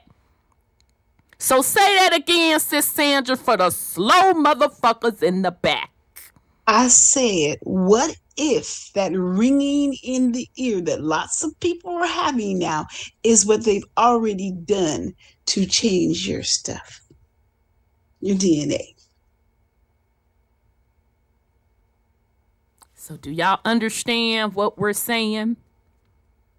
There is no such thing as junk DNA. That's just dormant DNA That they can use. So remember when we talked about the Black Sun? Shout out to Vibes of Cosmos. Y'all know we rocks with Vibes over here. When he broke down that Black Sun technology and we pieced that shit together, oh fuck, that's what's emitting the frequency. That's what's emitting the frequency on the planet. And from there, it travels, that frequency travels through the water, and then it hits up off of these towers, these antennas and these towers, and then it fucking hits you. Now, in Westworld, they fucking showed it. I about fell out when I saw that shit in Westworld. I'm sorry. Go ahead, sis. Wasn't that in New York where they were hearing all the noises? Yeah, them strange. I'm like, and they was like, what the fuck is that? And nobody never gave them no answer what that was. So what are they doing in New York now? Shine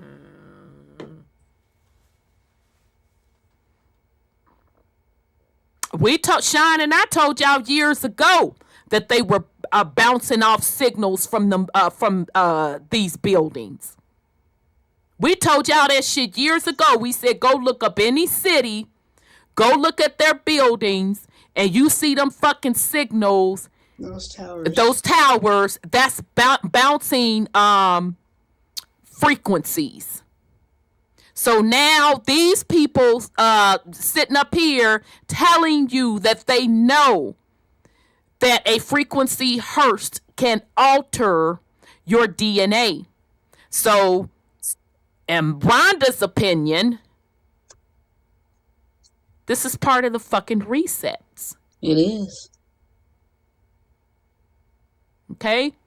He'll pretty much say it, I think, towards Because when you're and how you override that shit again, like we've been sitting up here talking and telling you, is through your consciousness. Okay. Mm-hmm.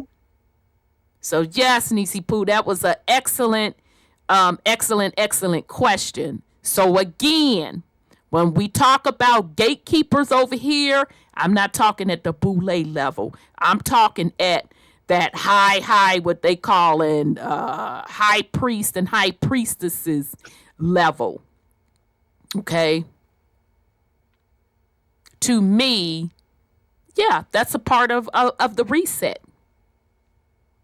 Yeah, they've done it already. I've already done it, I should say. But sis Sandra, for you to pick that up about that ringing in the ear and tones, you only the third person that I know that mentioned that, because I was one of the ones, I shared it with somebody else and they were like, get the fuck out of here. That makes sense. And I never said it publicly. I'm like, because people ain't going to understand what the fuck I'm talking about. So for you to say that, I'm like, God damn it, she hit it on the head. And I ain't never discussed that with you behind closed doors. Nope. I was questioning it because there's so many people are complaining because they have that now. And I'm like, my ears don't ring. But see, I think it's species specific. I mean, not species, gender. I mean, not gender either.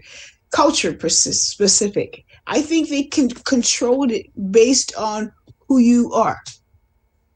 It's based on your frequency. Yeah. It's based on your frequency, because if you're keeping your frequency at a low level, then you can pretty much accept whatever tune they send out. Without blowing your ears out, yeah. But if you have your frequency at a certain level, you're going to automatically, when that connection is tried to be made, you'll shut that shit totally the fuck down. So again, this is based on your frequency. That's why we keep telling you that you have to be the tuner of your frequency. You have to tune your particular engine or your vessel, which is your spiritual side, your consciousness, and your physical side will align. I'm sorry, go ahead, sis. I think a lot of these companies like AT&T, the 5G and all that kind of stuff is the one they're going to designate to do this. What you're talking about is, how about it already is? Yeah, that's what. Again, because remember, Brother Sean and I literally told y'all years ago, go look up any one of these major cities. You're going to see these buildings with the antennas. That's where they are broadcasting the frequency. We said this shit before it was a fucking Westworld. Mm-hmm. That's how long ago we said the shit. So when we saw the shit in Westworld, I think that was the last season, I said, shut the fucking front door. You means to tell me they admitting that they broadcasting the motherfucking frequency signal off of these buildings? Yep. And they was so cold. I'm sorry. Yes, sir. Go ahead. People forget they knew about the free energy technology. Absolutely. This other dumbed down shit is to keep our frequencies at certain alignments. Agreed. Mm-hmm. And it's up to you what you accept. That ring in the ear can also be looked at as a warning system. It's letting you know something the fuck going on. That's a good point. It's just a matter of how you look at it. And that should make you more aware of what's going on around you.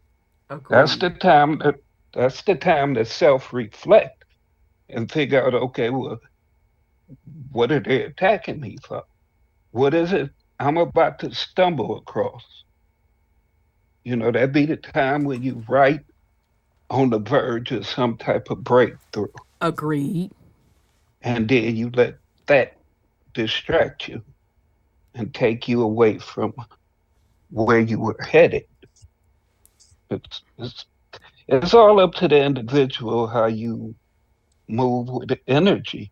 I agree. That's what it essentially is, energy. It's energy. And knowing yourself, you learn to control that shit. You're not going to let that low vibrational shit penetrate. When you know that you on a particular mission, you got something you know you have to do. And those thoughts get to coming up. Let's say those thoughts is your bestie. You on the way to take care of some business. And your bestie hits you up. Girl, come over here. This, that, or the other. We about to do this right quick. You like, I got something to do. No, come over here right quick. It's important. You go over there and get in a car accident. You never make it to where you were supposed to made it to because you're listening to all that outside noise. Interference. Yep. But I digress. No, that's a great point.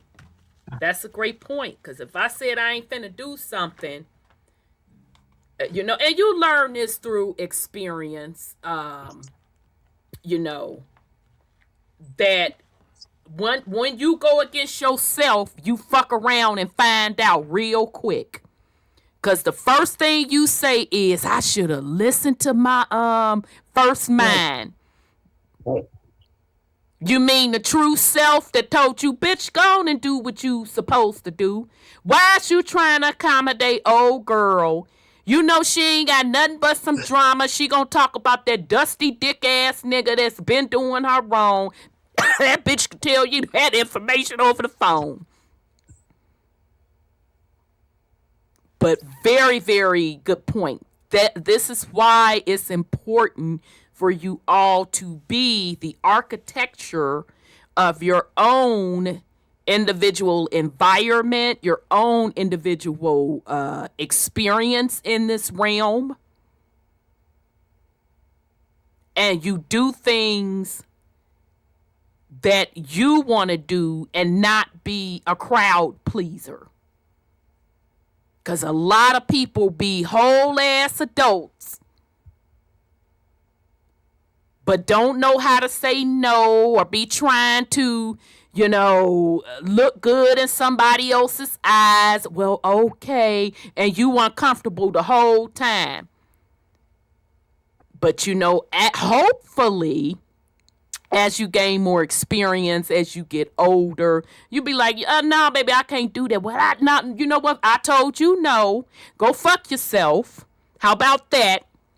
I mean, no. Okay? That's why I said earlier, people running around this bitch like high schoolers, looking for approval from another dusty motherfucker. Because if you don't have approval of self, baby, I don't know what to tell you. Okay? All right.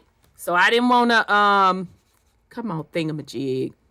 Just slide on past that, where they pretty much telling you that frequencies can alter your DNA. Reaches of the earth, a select circle of alchemists focused on a more clandestine obsession, the pursuit of forbidden frequencies, tones capable of unlocking the very essence of matter. Initiates in these esoteric arts whispered of a primordial frequency reverberating at precisely 44.6 hertz. Ancient Egyptian hieroglyphs, concealed within chambers still off limits to modern archaeologists, seem to reference this exact frequency. Translations speak of the sound that shapes, hinting at a vibrational key which, when struck, could reorder the atomic dance. Amid the ruins of Alexandria's library, there's an oft-overlooked manuscript known only to a tight-lipped cadre. This text, the Audiomancer Codex, proposes a shit, yeah, I wanted y'all to see that because they showed it in the beginning.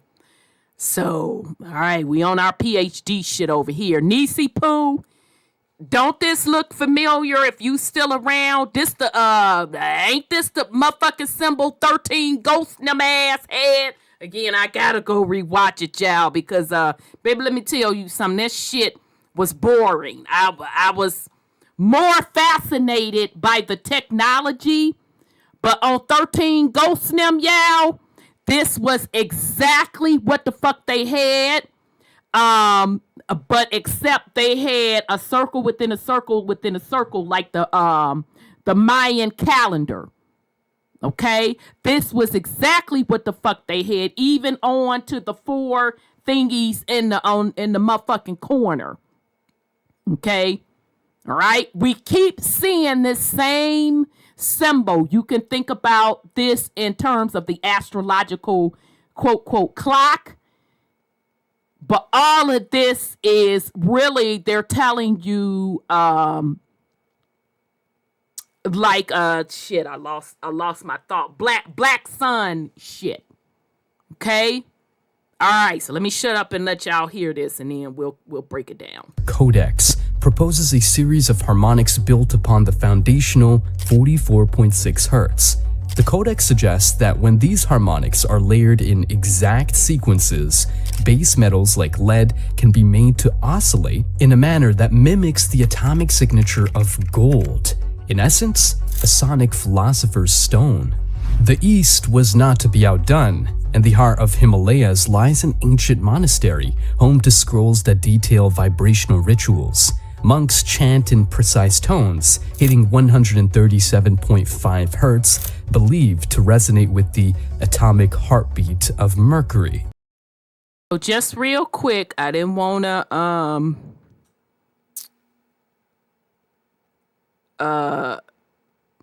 kind of gloss over what he said. Shout out to William Cooper on the book Behold a Pale Horse. Okay, so almost everybody that got into what they're calling conspiracy theorist stuff have read that book, or you've heard about the book. It's really a great read if you haven't, because he said in the book that they know how to make gold. You remember that, son Scotty? He literally said in the fucking book, they know how to make gold. Yeah, I have that book too. I have it right here. Yeah, and I forgot to go look up the page and read to y'all the excerpt where he said that they know how to make gold. And as soon as I saw this, I said, God damn it, William Cooper, there you go, baby. Okay, so I didn't want to brush past that. They're literally telling you that they could take a metal structure, hit it with a certain frequency, and in a manner that mimics the atomic signature of gold. Okay. All right. So let's keep going. And then we saw the same frequency. Just talking about, frequency having like a transformative effect on elements, like changing gold, We see the same thing with cymatics in the mud flood community. Exactly. And, that is part of the reset. It's like everything goes back to manipulating a frequency, whether it's a sound wave, the social frequency, the literal frequency of sound waves. Exactly. Like it's always goes back to frequency. Right, because I'm sorry, go ahead, Brother Sean, go ahead. That's also an alchemy. Remember how they said alchemists it's alchemy. Gold. Absolutely. Fool's gold is what they call it. Yep. That's literally the definition of alchemy, right? Yep. Mm-hmm. Turning something into gold, right? That's literally the definition of alchemy. Alchemy. Yeah. Okay, so I'm gonna tell you. I'm sorry. Go ahead, sis. Go ahead. I'm gonna tell you something. I have that book, and he was giving a lecture, um, in L.A. or someplace or Arizona, wherever it was, and I was looking at it on my computer, right? A warning sign came on. If you can continue to watch this video, it will cause damage. If you continue, they kept flashing this red warning sign. Do you know they crashed my computer? Oh yeah, back then the, when he first started coming out with that information, it was a huge controversy. Yeah, and they actually crashed my computer, and I had to pay $300 or $400 to get it fixed. I believe it. But so if he was lying, why would they bother? Why would they go through all of that? Yeah, but he sure had this in the book, and if I'm not mistaken, he said in the 70s, the U.S. government figured out how to make gold. That's why probably when Nixon went off the gold standard then, huh? Because they already had it.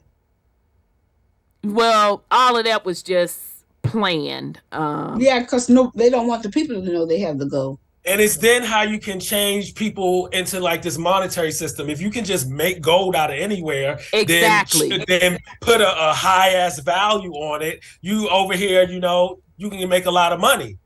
And like they did with what is it, diamonds and De Beers and all them, is like, oh, it's just any other crystal, but we decided to take this one and make it worth this amount. Hey, that's all they fucking did. That's exactly what they did. They can make plutonium, all kinds of stuff. Yeah. So, but Brother Sean's point about the mud flood stuff, or I don't know if that was Brother Sean or son Scotty, that talked about the liquefaction and the mud flood. Yeah, the cymatics. Yeah. That's basically what the mud flood community told you. That all they have to do is use frequency sound waves, and it will liquefy the ground, causing mud floods.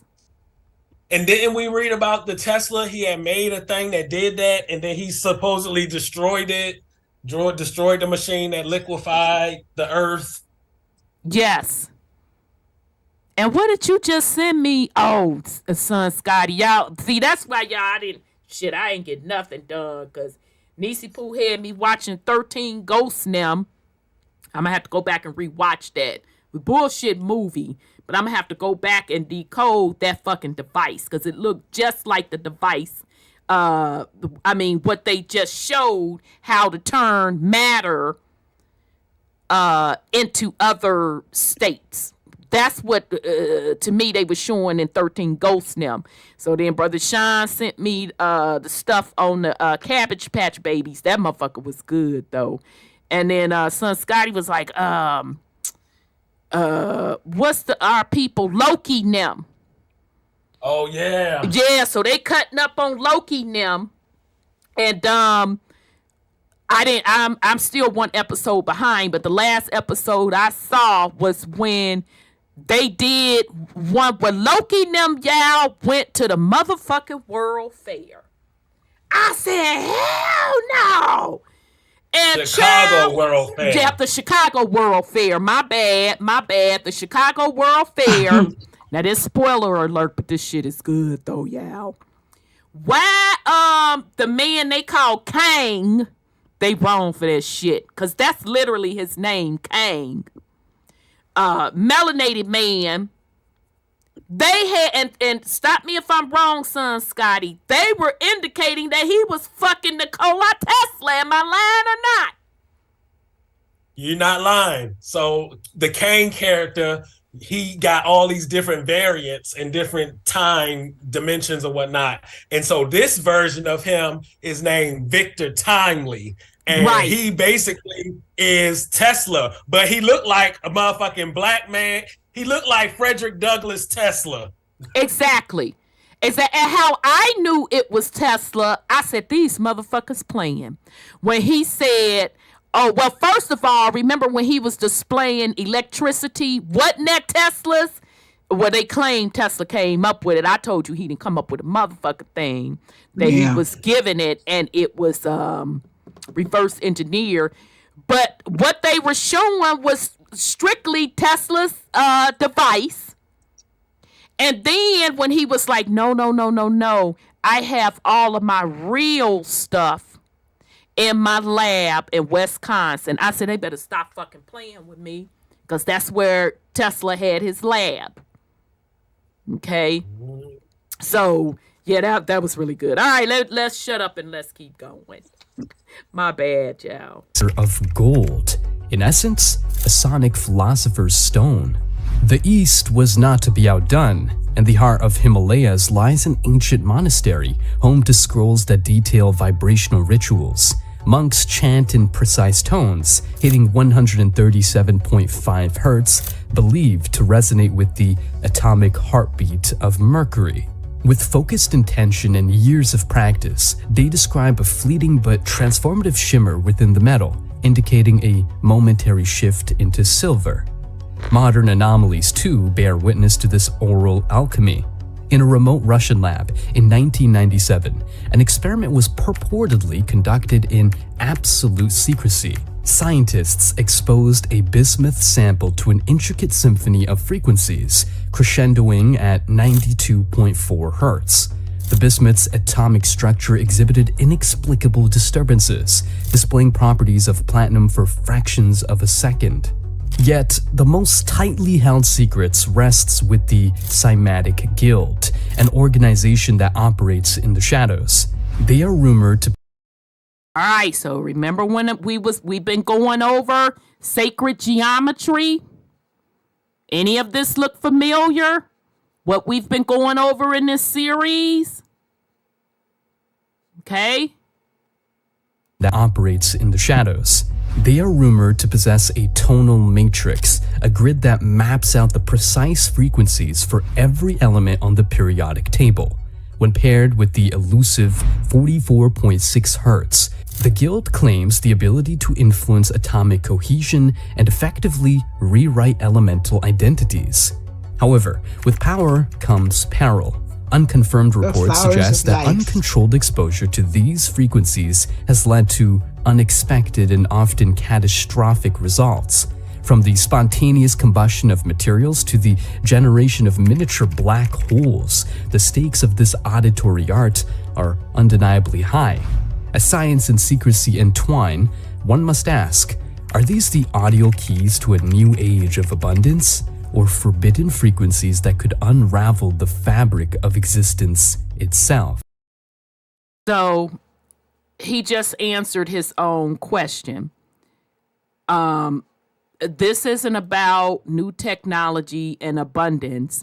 This is the true science of how the simulation operates. Okay?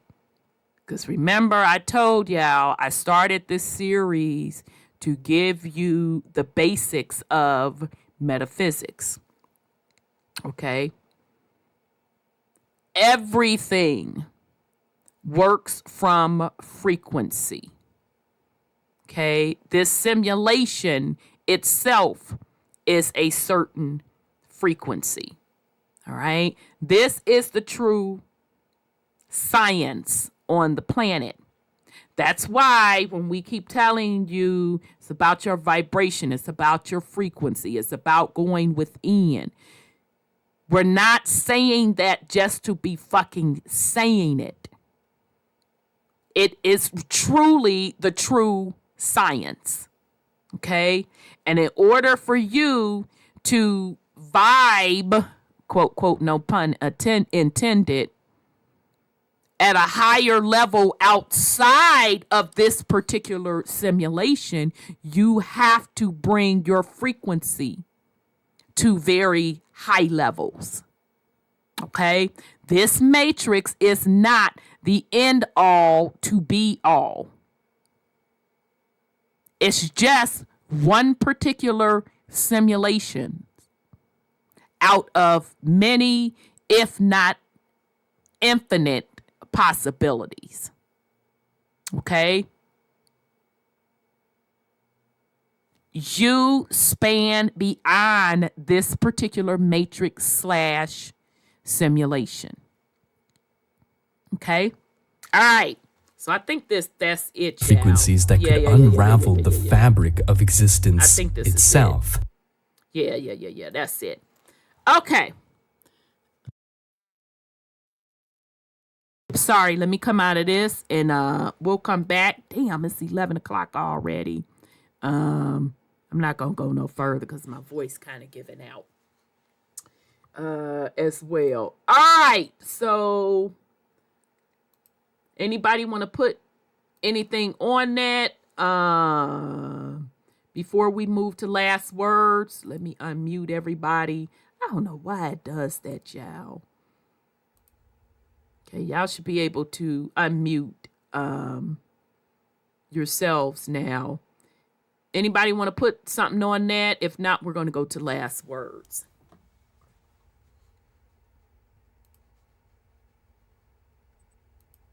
I walked out, so I didn't see it, that part. Okay, no worries. Brother Sean, son Scotty. If not, we can go to last words because I'm not going to go into overtime. Okay, I'm good, sis. Okay. All right. Okay, so sis, I'm sorry, son Scotty. Oh no, I was just saying I'm good too. Okay. All right. So let me just call out that video, that source again. That was called The Doctor Who Cracked the Secrets of Existence. I am going to look at the rest of the video because I know they probably got some other good stuff in there, but I kind of wanted to chop it up. We got some scary stuff in there. Yeah, I'll look at it. I'll drop the link of the video in the chat, and it's from YouTube channel Video Advise. Okay. So with that said, sis, you have any last words for the family? Yes, it's been a pleasure, as usual, to go over this stuff. I think that we have a different mindset than most of our people. They're not going to sit here and listen to this stuff because they're not going to even want to try to understand it. But it's for us, for some reason, that we're here at this time on this plane to get this information. And we won't regret what we have learned and what we say and what we hear on this show. It's a pleasure to be here. Thanks for the chat and YouTube and everyone that's here. Thank you, sis. Thank you. For sure. Son Scotty, you have any last words for the family? It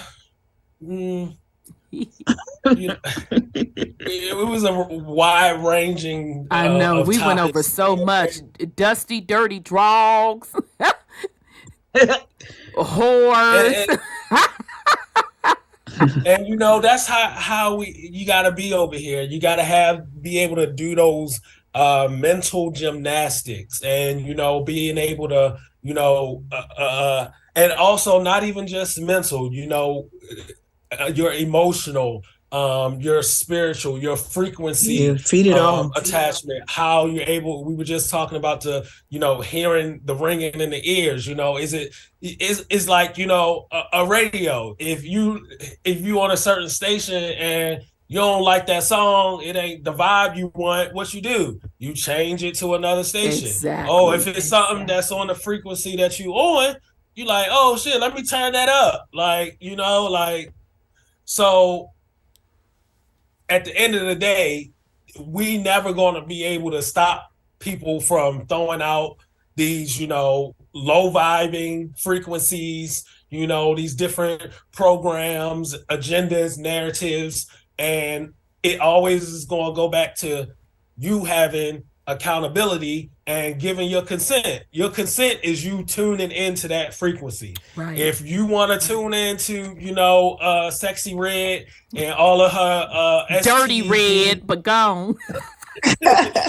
journey and everything, and it really just, vibes with you like that, then that's something you gotta take up with yourself. Like, what are you giving consent to? These little things that we think is just like, from what we've looked at, everything is about a frequency, a wavelength, So what are you giving your consent to? It's not just like you're simply listening or experiencing, or, you're just like there and it's just happening. Like, no, like all the like research and the studies we've seen, like, yes, all these frequencies are around us, but we are a manifestation of the frequencies around us. So what are you consenting to frequency wise? And, look at it more every day than what you might think. Like, is the church you going to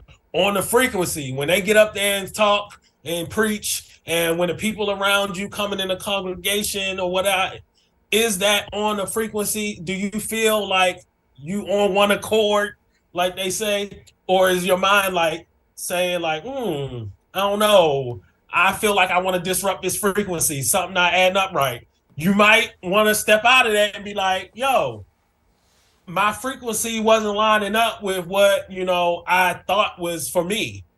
Because a lot of times we get born into stuff, we just like accept things. Right. The next thing you know, we just like, what did we consent to? We gave these little incremental consents, and throughout, your progression, that adds up. And next thing you know, you done fully committed to something that's some bullshit. Right. So people, focus on that frequency, keep that shit right, protect it, in this realm and the next, astral projecting. Don't just go out there unprotected. Like, everything is your frequency, your currency, your energy. So yeah, family. It was great tonight. See y'all next week. Peace and love. All right. Thanks, son Scotty. Brother Sean, you have any last words for the family? Well,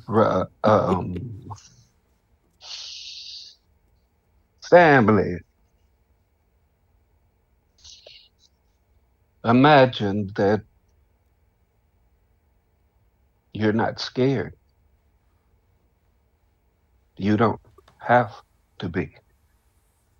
If you know that fear is lower frequencies and prevents you from achieving your purpose, which is just one of many that you have, you're limitless.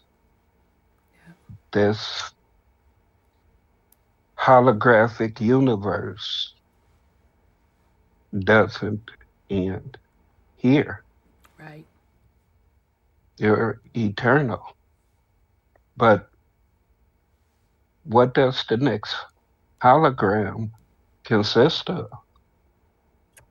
I mean, are you really, really tired of this third dimensional bullshit? If so, why do you keep trying to take these concepts and this drama and trauma into the next existence? If everything has to go, because everything that you think you know belongs to the hologram, where's your focus? Then you'd say, our ancestors created this. Yet, you can't create anything beyond what they gave you. Because that's all people talk about is reclaiming what the ancestors left. What new and exciting thing are you leaving? Right. Obviously, our ancestors got caught up in a loop because the ancestors were warring with and enslaving one another, taking from one another. But all we can do is point fingers at those who don't look like us, those who haven't existed as long as us, those who don't have the divine capabilities that we have. How can they be at fault when they are part of the creation? Exactly. Remember? But know that the soul isn't just having an experience in the body. Know that the body is within the soul because you are the universe. This universe is part of the hologram that you created for an experience. This just ain't the only experience. Right. But are you prepared for the next experience? Or do you get caught up in being reruns and remakes? But wholeness and power, and to the dark side, nigga, panic. Do your thing, God. Indeed. Indeed. Great drop, fam. I was thinking, Brother Sean, when you said, "Are you prepared?" And I'm just going to add on to that. Can you create? Can you create that environment or that simulation in your next experience? I'll just let that sit and marinate with a few. Some of y'all gonna catch on what I'm saying. Okay? So with that said, fam, it is what it is. I ain't finna go in no extra what we already said. We'll be back next week. I'm gonna go through that video again. I think I can pick up a few other things. I still didn't get to some stuff I wanted to get to tonight, but that's okay. We'll come back and do it next week. So shout out to the YouTube chat family. Y'all are, y'all own it as usual. Shout out to my panel. Son Scotty, sis Sandra, brother Sean. Okay, appreciate y'all for being on your PhD shit tonight. We love you, sis.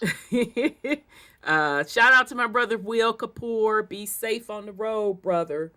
And then shout out to Brother Panic. I know you doing your thing, bruh. I know you looking down at this ghetto shit like children of the ghetto. But anyhow, do your thing, brother. So with that said, fam, love you all very much. We will be back next week. We are Truth Uncompromised, fam. Peace and love, family. We out. Peace and love.